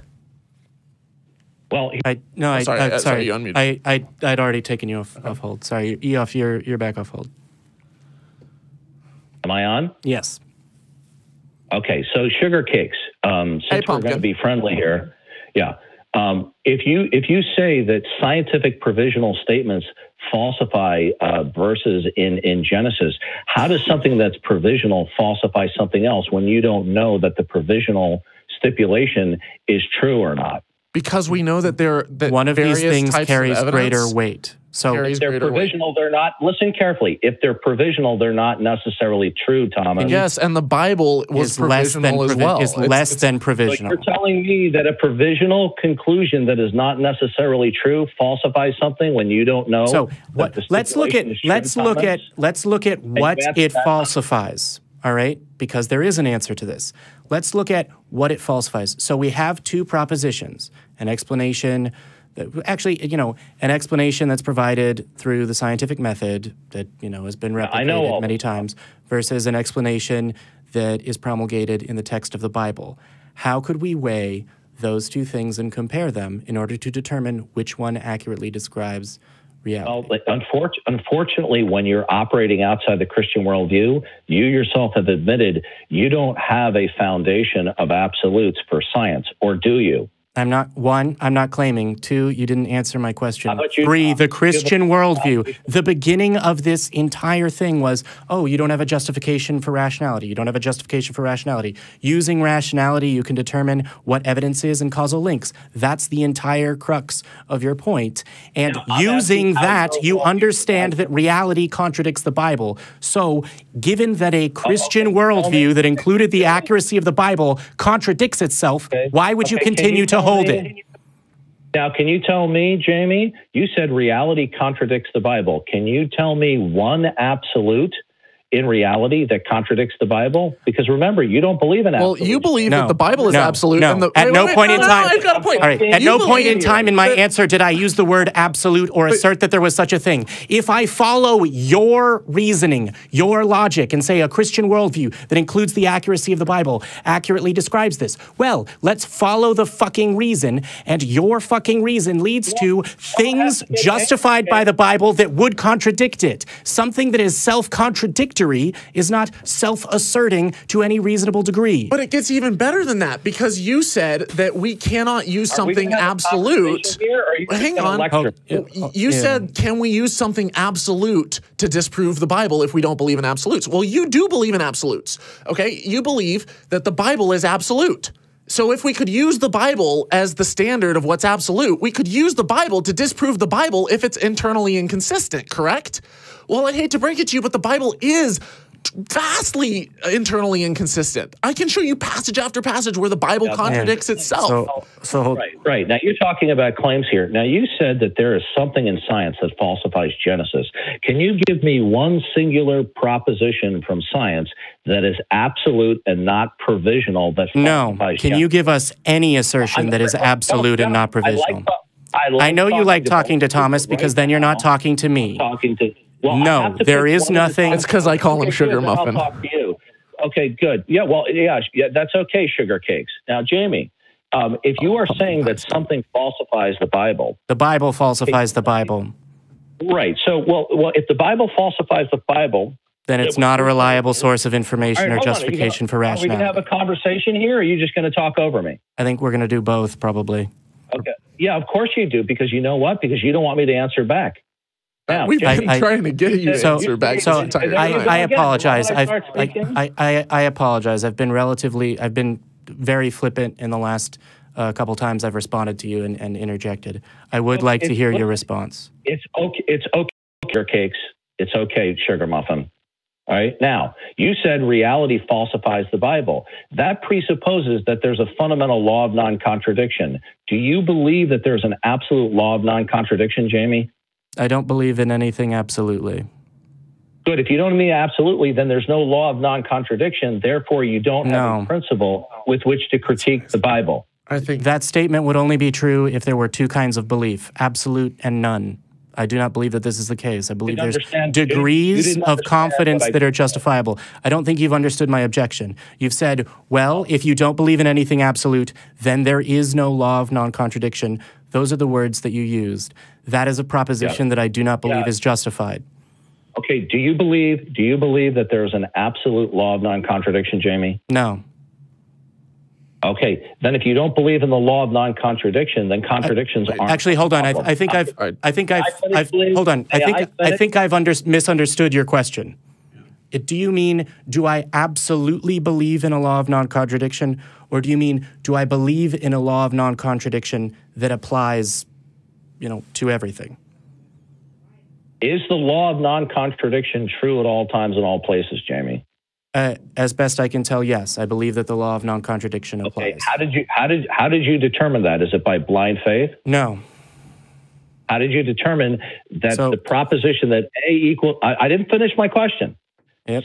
Since you hold to the law of non-contradiction, you're going to have to use the law of non-contradiction in order to attack the Bible. Now, how did you determine? To attack the Bible. May I finish, please? Yes. Okay, Sugar Muffin. May I put Sugar Muffin? Can I finish? I thought he was Sugar Muffin. I'm Sugar Muffin. Okay. Get it right. No, you're both Sugar Muffin. No, he's pumpkin pie. Okay. Now, both of you Sugar Muffins. Now, Jamie, if you're going to say that the Bible violates some in a law that cannot be violated, that's the law of non-contradiction. Well, what I'd like to know from you is how do you know that A cannot equal not A at all times and all places? By what means, Jamie? Okay, so we've talked already about how we justify things, right? If you follow my justifications back from the various levels down to as fundamental as they go, through, as best we can tell, through observations, only as confidently as we can test those observations, down all the way to the fact that the only thing that I could say that I know to the highest degree that I can know things, which is not absolutely, is that there is something experiencing the things that I experience. No, that's not an answer to my question. By what means do you determine that there is a universal, absolute law of non-contradiction, Jamie? So through an understanding of logic and how it applies in this world.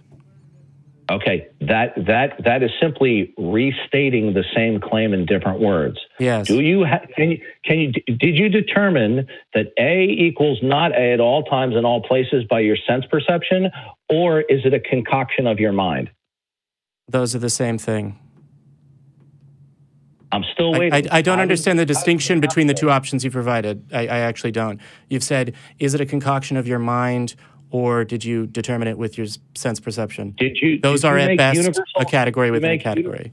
Did you make universal observations through your eyes at all times and all places? Good. No. Then how do you know the law of non-contradiction is universal, Jamie? I believe because it's logically inconsistent. So because it is. So that's part of the same thing. For our listeners who are tuning in, the law of non-contradiction is that something, if A equals B and A equals not B, cannot both be true at the same time. Yeah. It is a logical fallacy.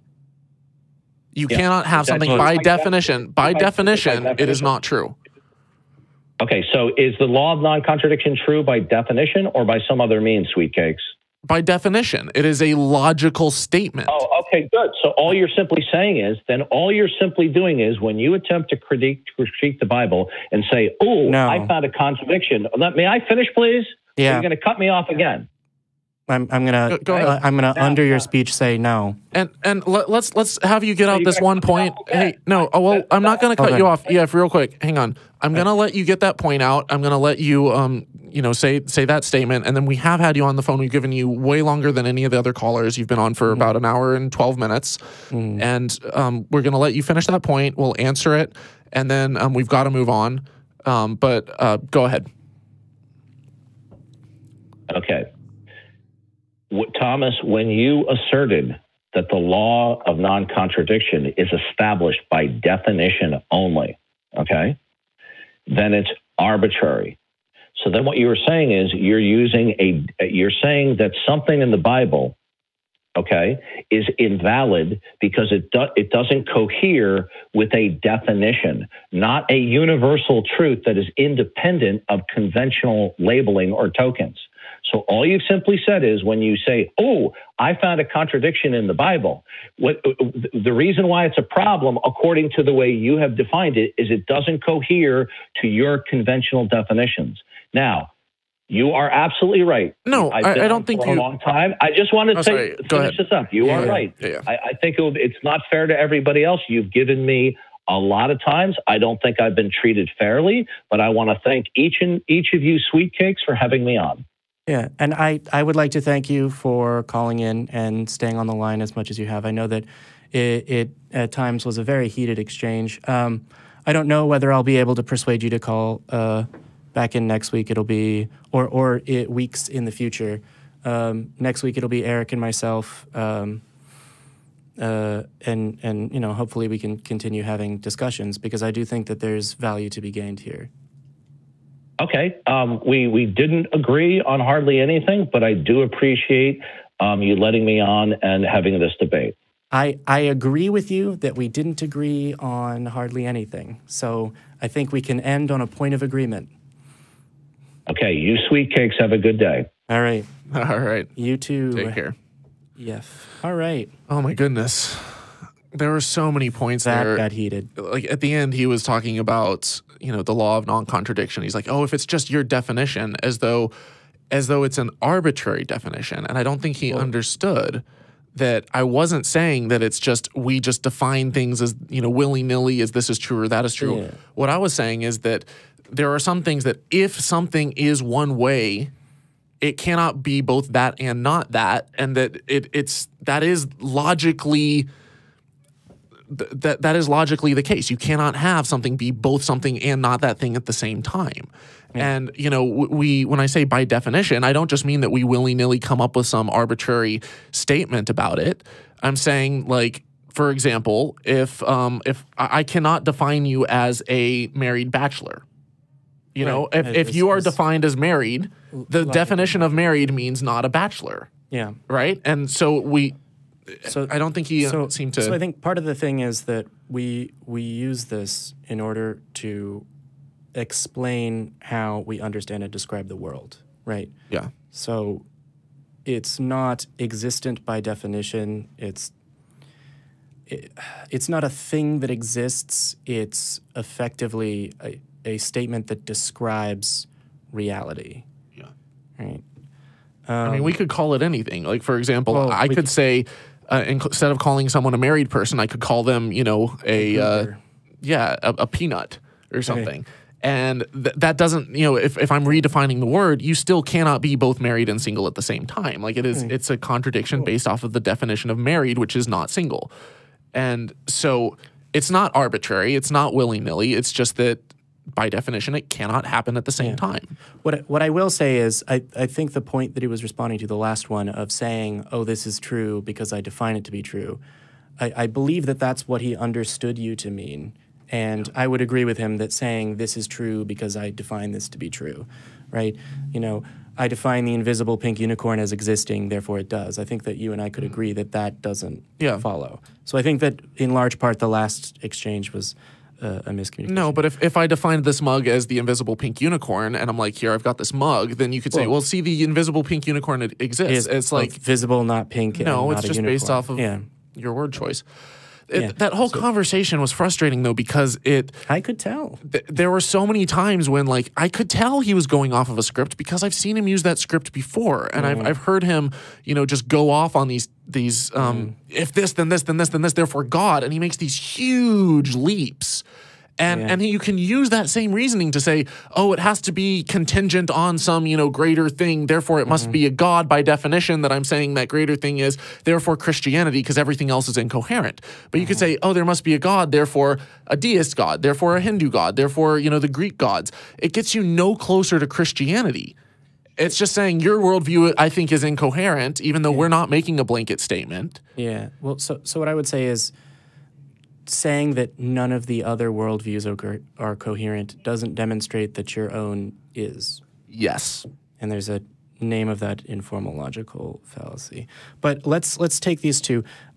James in Victoria, Texas. Hey, hometown. I don't think we're going to be able to give you sufficient time today, but I would like to at least start the conversation. How are you doing? You're on with Jamie and Thomas. Somehow I think you will not be our most contentious caller, or contentious at all.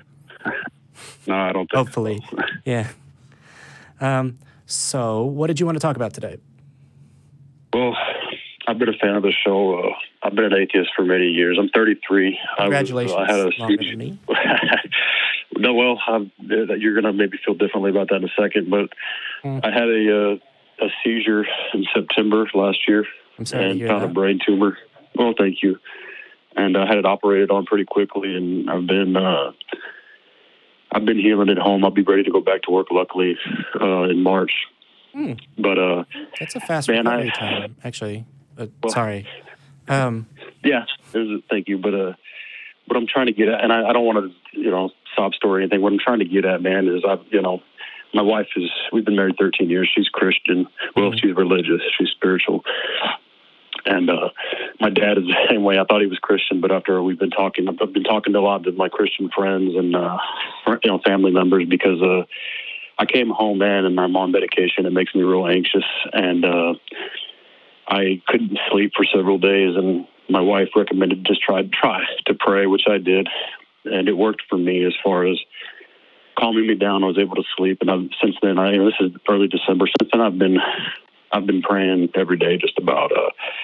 And man, I still have the atheist in me, where I'll tell you, I don't know what God is or what my definition would be, other than I have ideas of frequencies, as far as I believe there might be some sort of frequency out there that everybody's capable of tapping into.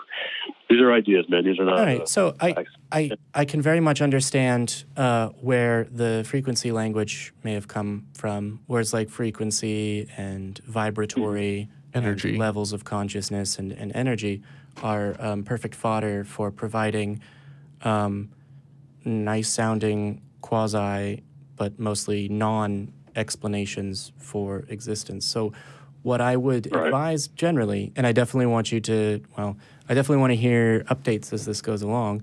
What I would provide is looking into what the best ways of understanding reality and specifically human biology, neurology, and psychology, and you're engaging in an action, and it is having a psychological effect, right?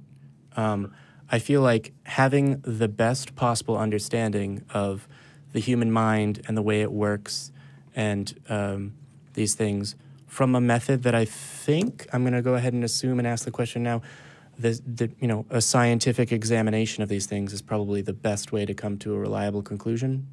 Is that... Sure. And I really wanted you guys' perspective. Like I said, I'm a fan of the show.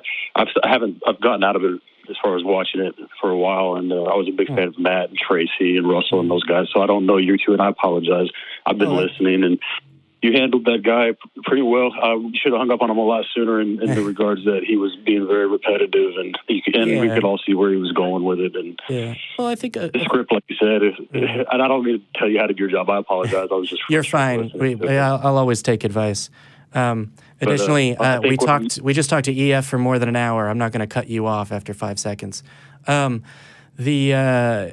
thing that I would say, as far as your particular question, is the human mind is a weird sort of squishy wet work thing of a computer. That's sort of like the closest it could be described as, our understandings of electric computing. Do you believe that your experience with prayer is evidence of the existence of, for example, a God? I'm calling it God because that's what everybody else around me calls it, and it's comfortable. And I can tell you, I don't have a definition for what God is, other than, when I close my eyes and I'm imagining. Like I said, I understand it could be that meditation could be just as beneficial, but for me, potentially. But for me, what's worked is this. Yeah. And I just wondered what you guys think about the power of prayer, as far as even if even if it's just shutting your mind off and praying, and I guess more deeply, what I want to get to is the idea that religious books, texts, these old books, these ancient books, they do have. If we don't look at them as being literally true, which I don't, as my dad was a Christian, and he's kind of talked his way into where I'm telling him, I didn't even know what this was. I wouldn't have known until I started looking it up. But I guess I would consider myself more of an omnist right now. I don't know if you guys know what that is. I'm sure you do. I'm actually not familiar with that specific word. Is it similar to a pantheist, but without a specific claim about God? It's not really. There's different ways. The way I choose to describe it is that all religions, as far as all ancient books, they have truths in them, but there's not one religion that is all that is true. Okay, so I'm familiar with that as an idea. So what I would say is, do you think that your experience engaging in prayer, one, I believe that acts of meditation and self-reflection, whether they take the form of prayer to a god or gods in one or more traditions, can have an effect on the human mind because it's the human mind acting on itself, is my specific answer to that question. Where I would go from that is, do you think that those experiences of taking your mind and acting upon itself are a good justification for drawing conclusions about things that exist outside of your mind? Yeah, as far as concretely, no. And I think that's why I wanted to. Is what I wanted to get at more is, and I feel like you've had these questions. I don't know. I know I'm not the first person to ask. They're still good questions. Is it okay that? Because I came to the conclusion. I used to, get in these arguments all the time, especially with family members. Because I was an atheist and had bad experiences through church. And I still don't think churches. I don't think most religions are. Yeah, man. I'm talking long hair and beards, and they would say you're going to burn in hell. I was very, very I questioned everything as a child, and the church I went to, they were very rude to me. And by the time I was 11, I was already what I would consider as non-religious, but I wouldn't say I was an atheist until I learned what an atheist was. I thought atheist was this horrible thing. Yeah. High school, I learned what it was, and I identified as that. This was years ago, and I've been doing this. I've been in this mindset for a long time, and I still have that mindset. Is I don't even know what I would. I just don't think. I just look at it as, and I know y'all have heard this. Please don't make fun of me. But as far as God, I would call it love, and therefore you don't even need to call it God, right? It happens to help me to pray to God, what I call God, and it's more or less putting good vibes out, and that's how I say it. When I have family and friends that need help, I just want to send vibes and positive thoughts and love their way. And and like you said, man, it might just be in my mind. I realize this, but I think some people, and like I said, this is going to be goofy, but I think some people do need God. I think there are people out there.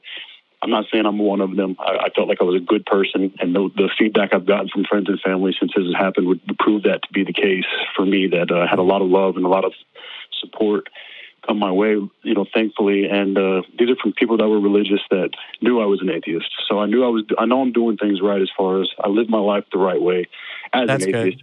I'm not trying to say atheists can't live their life. I know that there are atheists, and if they're that could go to heaven if I just know it. I don't believe the God I believe in. It is my God, right? I know y'all have probably heard this. Yeah, my God. So James, I'm gonna jump in here a little bit because you've touched on a few points. I think one of the points that you touched on was I think there are some people that need to believe in a God. You've touched on sending out good vibes. You said specifically that's how I describe it. I think that both of those things are an exercise in the power of the human mind and the power of human social interaction when you're talking about other people. As a quick clarifying question, when you say you send out good vibes, do you mean that you believe that prayer or the activation of these vibes in your mind is likely to change physical aspects of reality? I think in a way, and this is where it'll get woo-woo. Outside of a person's mind is what I mean, right? So, like, could you send out good vibes? No. Okay. Well, it would be within the person. It would be like, because when I prayed, man, and I prayed as a child, and that's one of the reasons you stop believing. I think I stopped believing and came to the realization that, religion, and especially these books, there's too much wrong with it to take it literally true. But I feel that if we were to read the Bible as a textbook, as academically, try to approach it like, the Greek mythologies, and not just the Bible, all religions, because I've been looking into Hinduism a little bit and Buddhism.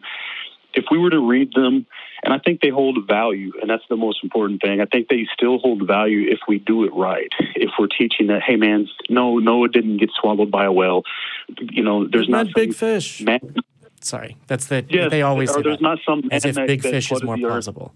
But sorry, I shouldn't have jumped in. I know I'm ranting. I have been doing this a lot.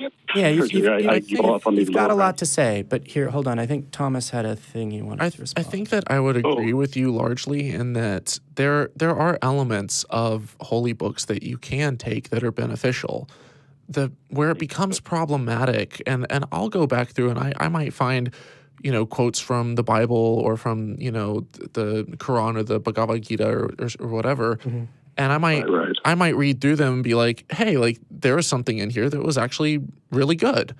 The difference is that as an atheist, I'm able to go through and choose the bits that I like and throw out the bits that aren't. And I make it better. When Thomas Jefferson, wrote the Jeffersonian Bible and took out all of the miracles and all the pseudoscience and stuff and was just left with certain passages that he liked, he made it better. And there are elements of the Bible that are incredibly immoral, and in other holy books, the Quran, that are incredibly immoral. And I think as long as if you take it literally, right? I'm sorry to cut you off, but right, if you're taking it like these are real stories, or even as this is, well, if you take Jack and the Beanstalk literally, it's a little bit immoral that he just found a place where there was a bunch of money and he went up there and he stole stuff, and then when they tried to get it back, he killed them by cutting off the beanstalk. I mean, you could try and argue the morality of hurting giants, but the laws, the edicts, and the fact that, if you say, well, the Bible's a great book, well, if you keep saying that to people without clarifying that it's, it's good and it has its bad stuff in it and it's not literal and we should be able to use, our judgment. It's good as bad. I agree, and I know I'm talking again. I'm sorry. Well, to finish the thought, where it becomes super problematic is that you have the Bible itself saying that it is the literal word of God, and you have people who believe that. And when you pass it around as, hey, here's this great book, you should read it, and without that clarification, you're going to have people that pick it up and they read from, the ancient Hebrew law, and they'll say, oh, well, we should put to death homosexuals and anyone who's not a virgin on their wedding night. I know. Awful. It's awful. You're right, and that's why I think. I didn't know what an omnist was until I looked it up. I was curious if any churches, because I was interested in all religions and just wanted to learn more and do it academically, not do it as truth. And I was wondering if there were any churches that studied all books and then tried to learn from all the books. And of course not. There was a library I found that does, and then I found the terminology of an omnist. And that's kind of where I'm at. I feel Well, I mean, I do that as an atheist. I study all the different holy books and see what I can glean of benefit and see what I can refute and. Well, then you might be able to classify yourself as an omnist as well. Then where I would say no is and again, like your definition of omnist, I'm assuming that you mean like someone who holds that all religions have elements of truth to them, or like omni, like kind of like everything. No, I could be misunderstanding the pronunciation as far as, but how I would, label myself, classify myself. I'm still an agnostic. I still don't claim knowledge of knowing, but I like the idea that I like it when I pray. I felt something, and the best way to describe it is love. Like when my wife hugs me, or when people came to visit me in the hospital, I get that tingle. I hadn't prayed in years, anyways. When I prayed and I got that feeling, I felt, man, it helped me sleep, and it still helps me at times. And even it's like, I know you guys are right. It could just be in my mind. I battle with that inside myself. So here's what I would say is in either case, it is in your mind, right? And so here's what I'm going to say. This has a certain utility for you that is tremendous. Right. And that is why I think it is, that is one of the major parts of why I think it is worth pursuing. So if you look at the development of techniques, whether it's physical martial arts or an understanding of the world, of human beings understanding and improving things throughout the entirety of our history, we have either failed to systematically examine them and therefore not improved to the degree that we could, or as with the application of modern science just over 200 years ago, we have started to radically understand and be able to utilize better reality, laws of motion, the steam engine, etc. So if I told you that there are people that study spirituality, parts of the mind, without appealing to gods or traditions from back when people didn't know that germs exist, and I told you that if you learn more about this in a systematic and scientific way, you will be able to better utilize what your mind is doing. You'll be able to improve the degree to which an act of meditation or prayer helps you. And I would encourage you to do that, because if this is useful, make it more useful. This is good, make it better. A fantastic example, real quick. Sort of doing that. I've been sort of doing that, I guess, as far as I think you nailed it a little bit for me there. To layer real quick to give some validity to what Jamie's saying is that there was a guy, I believe he was a neuroscientist, and he had his own fMRI machine, and he started actually getting real-time feedback whenever he would meditate inside the fMRI machine. And they had done brain scans of, Tibetan Buddhist monks who, they're reaching these high levels of, they've spent decades of their life meditating, and they reach this point where they can just really reach this state of mindfulness, and their heart rate drops, and they're just focused, and they're relaxed and stress-free. And he was able to reach that state in a matter of weeks just because he was getting the real-time feedback with the visual fMRI machine. And so it's like we're learning more and more about what causes the brain to enter these different types of states, which is phenomenal.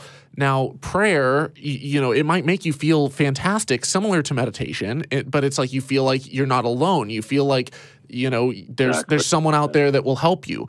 Well, the problem with that is it might make you feel better. It might be therapeutic, kind of like a placebo, but there isn't someone out there to help you in that sense. There are people, though, who will instead, they will write down in a journal, and they'll write in their diary, and they feel like they're putting it out into the world. They'll feel better.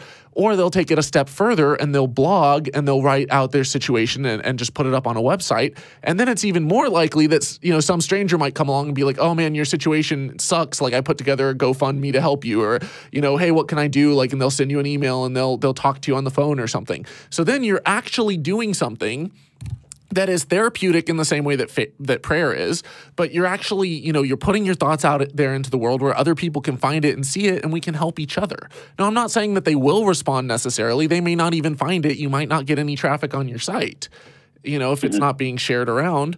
Or they might see it and it just doesn't really strike an emotional chord with them, and it's not really their problem, so they might not respond. But it's more effective than just prayer. I'm not saying prayer on its own, like, as long as you know... I know what you mean. I see what you're saying. Yeah, the value is cognitive. What I would recommend as a way of, because we need to jump on our last call and hop off.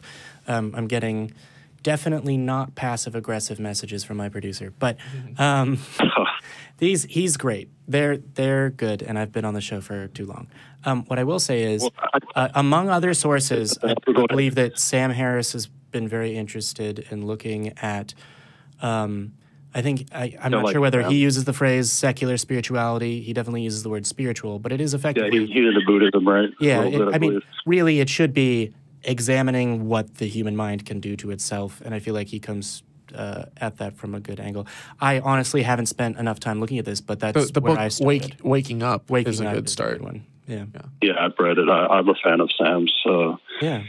Big fan of Hitchens, big fan of your show, and I needed you to tell me that. I've been spending a lot of time researching different religions, and maybe I should be researching the mind, being that mine was just had a piece of it cut out. But no, man, I feel the... Well, there's no reason why you I've always can't read even as an atheist, I felt like this, that the books, if you're taking them literal and if you're teaching them and you live your life like these are the rules to live by, and like I said, stony unruly children, all these things, that's awful, but... If you were to take it and we were to approach, because these books have been around for a long time, and tradition. Yeah, to take it to take it more philosophically and to take it and break it down, because I think there is wisdom. I think there are lessons to be learned from the Bible if you're learning the right way. So, and I think, and it's not just the Bible. That's, I think, all religious texts. They've been around for a long time. They've helped people to what I would call enlightenment as far as spirituality. I know woo-woo.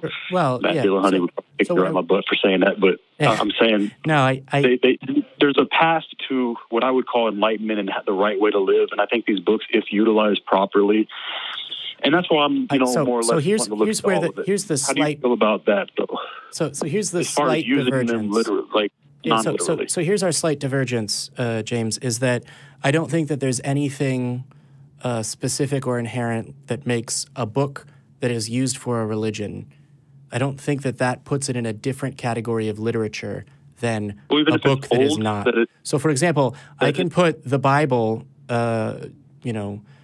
next to Lolita on the shelf. And to me, those two things can be read and understood and should be read and understood from the same approach. Well, I would even say that the second one would have more weight because the author is a Nobel Prize winning, Well, there's that. But it's also, I do not think there's any special quality to religious scripture over other words on a page. I think you can use the myths and in one regard, man. In one, I'm talking over you because I know you got to get over with the call. Yeah. But I know where you're going with it, and I'm saying I understand that, but I'm saying, I thought I was going to die, and I think this happens to a lot of people. They go somewhat spiritual, and like I said, I'm still consider myself an agnostic. I still argue atheist points of view.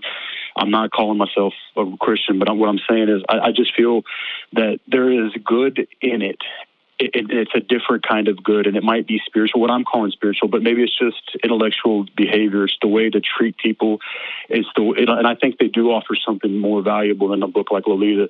And I'm not just saying the Bible. I'm saying they all possibly do to whatever, because they're across all continents. All these, I would say these different races, people have gotten benefit from them in a way. The only thing I would say is I don't put the Bible in a different category than Aesop's fables, right? So there's nothing about someone believing that a book that describes is that making a magical, making it. I understand. I'm sorry, I God get it. belief Yes, part, right? Like Harry Potter did not become a better or more meaningful book because they had conventions or a theme park, right? But I would say there's books like To Kill a Mockingbird. I'm not into literature. I know you guys are a lot smarter than I am, but there are books that should be viewed more valuable because of the lessons you can learn from them. And I think the Bible, and not just the Bible, man. I'm telling you, I'm not a big. I don't believe Jesus was. I believe Jesus was a guy. I think we can agree. But the only caveat, and then I'm sorry for cutting across you, but we got to get to our last caller. The only caveat is I would say that the merits of a book should be judged solely on its contents. Fair enough.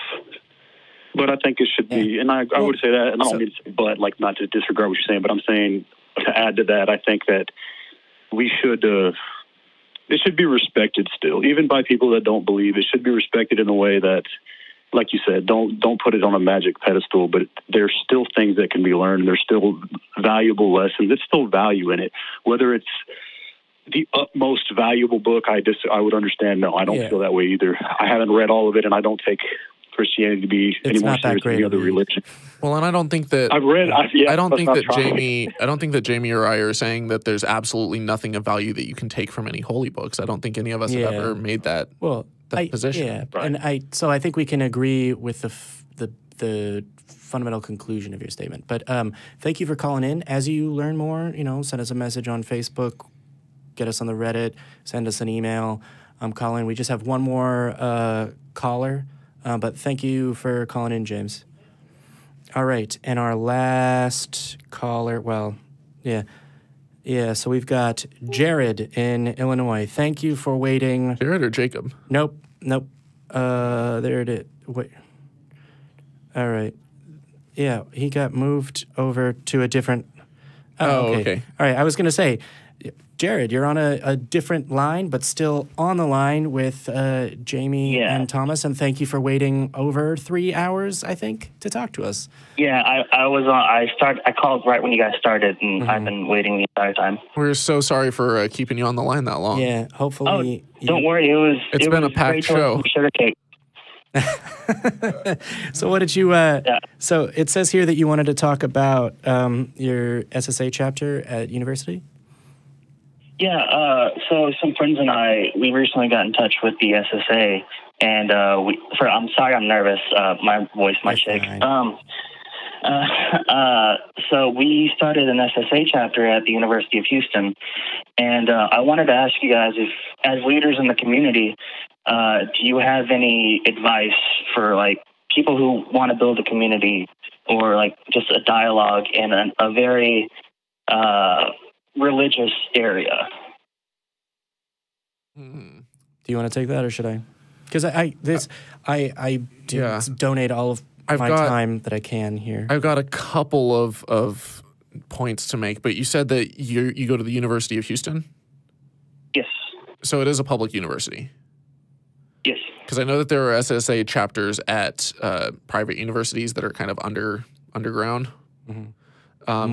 So your chapter is an officially recognized chapter at the university? It will be. We're still doing the paperwork, but there hasn't been any roadblocks. Okay, that's good. And how many people right now do you have? So our first meeting had about 15 members. That's not bad for a first meeting. It's a very new. 15, I think. What number did you say? 15. So 14 plus 1. Okay, for a second I thought you said 15. I think that's pretty good. And I was like, yep. Sorry. Well, 15, I know is good for a first meeting. A lot of these chapters tend to be small, but usually if you're in the Bible Belt, like in Texas, there's a lot more hunger for it. Yeah. I noticed when I went to Texas A&M that there were fewer Christians overall at the university, or fewer atheists overall at the university, because it's a very religious area. But the atheist community that was there was very passionate. And so you're going to have members of your student body who are surrounded by religiosity in churches, and their family is ultra religious, and they're going to be, very vocal. Be careful with outing members. You're going to have a lot of people who are closeted, who don't want their picture up online. Keep your Facebook group private as much as you can. Don't, share stuff outside that group. But try to give publicity to the group itself. So whether it's putting flyers around, letting people know that they're not alone, have stuff that says, don't believe in God, like you're not the only one, and stuff. Like put that stuff all over. Expect people to tear it down. People do that. Religious people will come and tear down your flyers.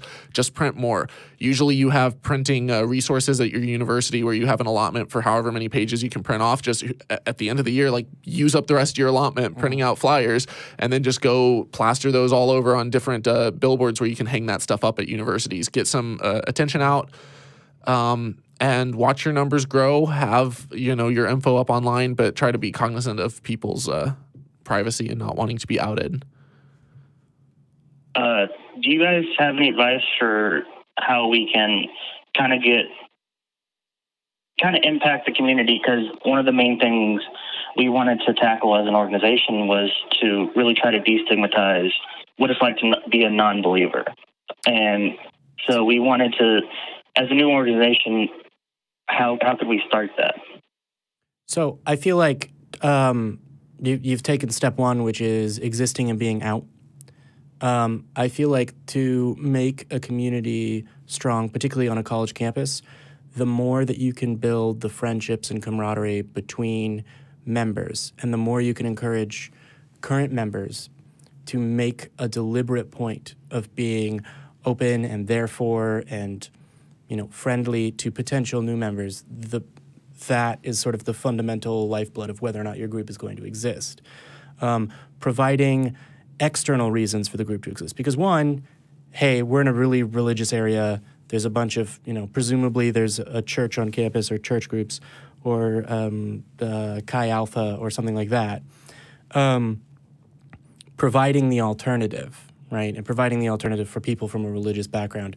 That's one, in my mind, reason enough. But two, just sort of looking up ways and finding ways to impact the community or bring a speaker, depending on, whether you're, it's weird to say whether or not you're trying to recruit nerds or not, but basically figure out what it is that the secular community on campus can engage with that is enjoyable and good at the same time. Because you can get people who are part of a community to do community service, right?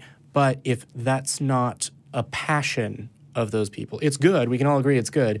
But if that's not something that makes people get up on a Saturday morning, then it's perhaps not what should be your first priority in terms of events.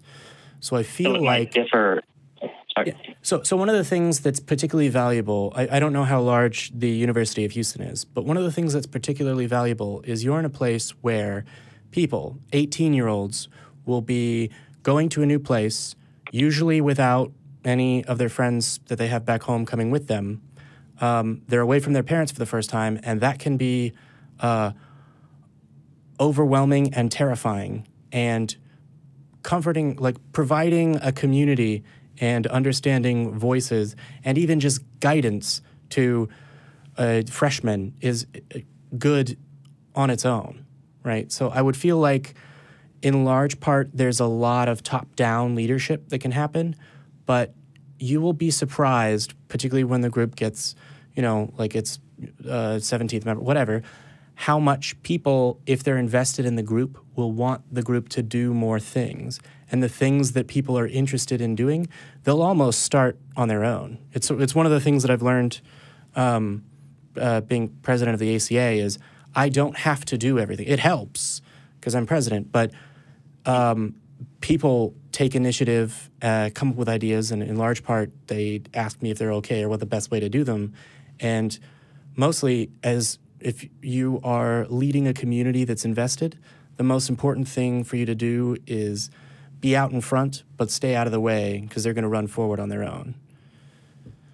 So just be a cheerleader and kind of give them direction? Or I would say be a cheerleader, be the friendliest cheerleader, and boring administrative tasks that are necessary, minimize how much, you know, other people or new members need to do that. Because if to join a group that you really want to join, you have to fill out 15 pages of paperwork. I know it's a ridiculous example. Yeah, fewer barriers to like entry. Easily 20 pages. I would say that there's a couple aspects whenever you want to have a thriving local community. And I used to be on the board of the Atheist Community of Tulsa. And I've been pretty active, well, off and on here at the ACA, depending on as my schedule allows.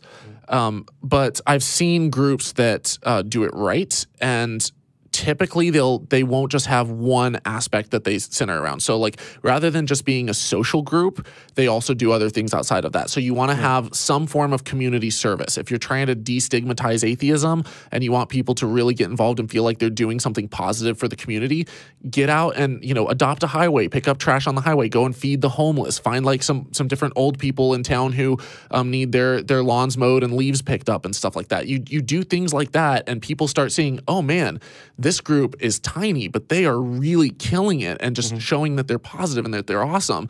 And pretty soon you'll start getting local media coverage if it's, you know, abnormal, or at least you'll have people, you know, local groups that want to know more about what you're doing, and you won't be seen as a bunch of angry atheists. You know, another side aside from community service is you do want to have social events. So whether that's some form of get together and play board games, or just you're close friends with people, you have them over, you play like video game tournaments and stuff. Things like that are fantastic. Have, you know, group events where you just have like a movie night. You also want to have some form of education, so you can bring speakers in. You can organize debates as long as they're polite and respectful. You know, bring people who are respected in the community and have them maybe debate against Christians. Sorry, I didn't mean to interrupt.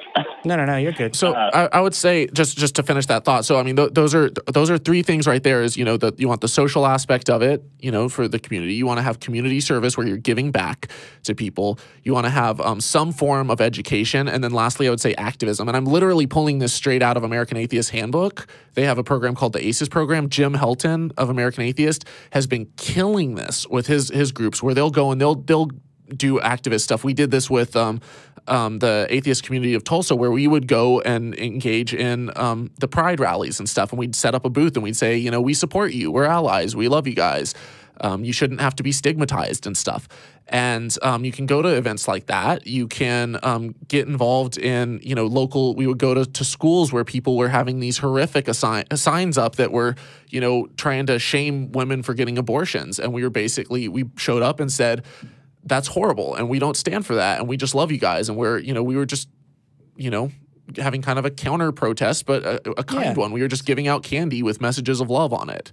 You know, it's little things like that go a long way in the community, and you'll find that Christians will start approaching you and saying, like, we love your approach so much better. Whether it's food drives or clothing drives or anything. These are just a few ideas of ways that you can really build a community and get people involved and feel like they're a part of something. Yeah, and like we have, I don't know if they're Westbrook Baptist or not, but every now and then, at least once a semester, we'll have anti-gay protests, and so that was one thing as an organization we really wanted to counter protest, and we were thinking of very subtle ways of just peacefully. That's a good way of doing that. Yeah, if there's particularly if there's a group you can partner with on campus. So my producer is talking to my ear that I need to get through this call. I absolutely don't want this to be the last time that we speak, or the last time that I or even Thomas is able to provide you some help, particularly because you're so close and I could just visit. I keep in touch, you know, email the show, Facebook, Reddit. You're only in Houston. Drive out to the ACA. Yeah. Oh, yeah. Drive out here. Oh, yeah. I really wanted to one day. And I also wanted, like, as we became more of an established organization, I wanted to invite you, Jamie, or Eric to, like, come give a speech or something like that eventually. Oh, yeah. I'd be happy to. And you asked me first, so I get to go before If only Eric. there was someone else who lived in Austin. I get to go first. He said my name first. He said Eric. I said Eric. Well, I'm here, I'm Thomas. and he listed my name. All right. We gotta go. In any case, Jared, we got to go. Stay in touch. Stay in touch. All right. Thank you. Take care. Right. Bye. Have a good godless day. Well, that about wraps it up. We're going to have some love rings because we need them after EF. I hope that everyone here enjoyed themselves, at least enjoyed themselves more than Thomas did, because he got a little red with anger in our most I was having fun. I know you know our ending, and then at the end, Eric, who's sitting here, is always like, you know, for those of you that don't believe, you can find community here, and I'm sitting over there, and I always butcher the ending by saying something entirely different than... You know, and if you do believe, we don't hate you, we just think you're wrong. But I think that we can come up with our own unique thing and not get cut off by Mark. Yeah? Yeah. So, what do you think? Sure. If you don't believe, there's a community here for you where we don't believe too. Yeah. Bye, guys. And if you do, then, yeah. Oh, I cut you off this time. And if you do believe...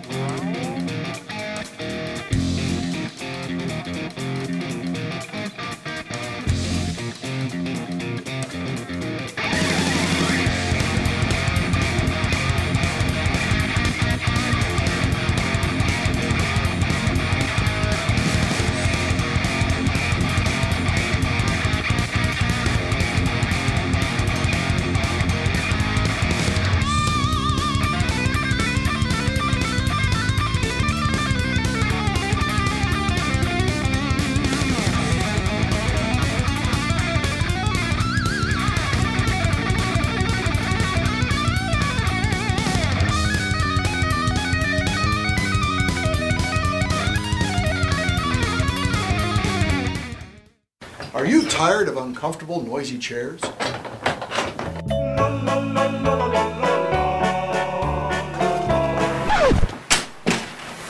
This, ladies and gentlemen, is a fine box that's come a very long way to get here.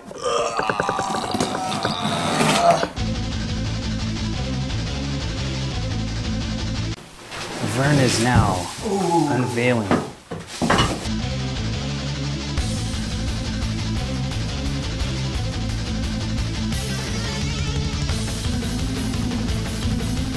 Trouble. All right. Now we need the tools from the toolage box, because we need a hex wrench.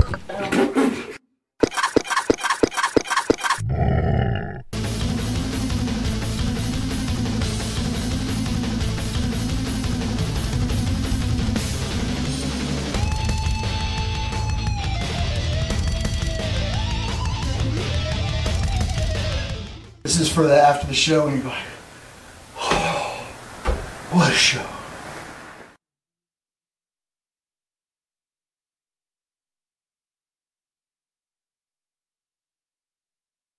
Make this Valentine's Day one to remember. It's time to get sexy. Live in Austin, Texas, an intimate performance by recording artist Shelley Siegel follows a live taping of Secular Sexuality. Food is included and drinks will be available for purchase. Get your tickets now by going to eventbrite.com and search for Secular Sexuality. That's eventbrite.com, search Secular Sexuality.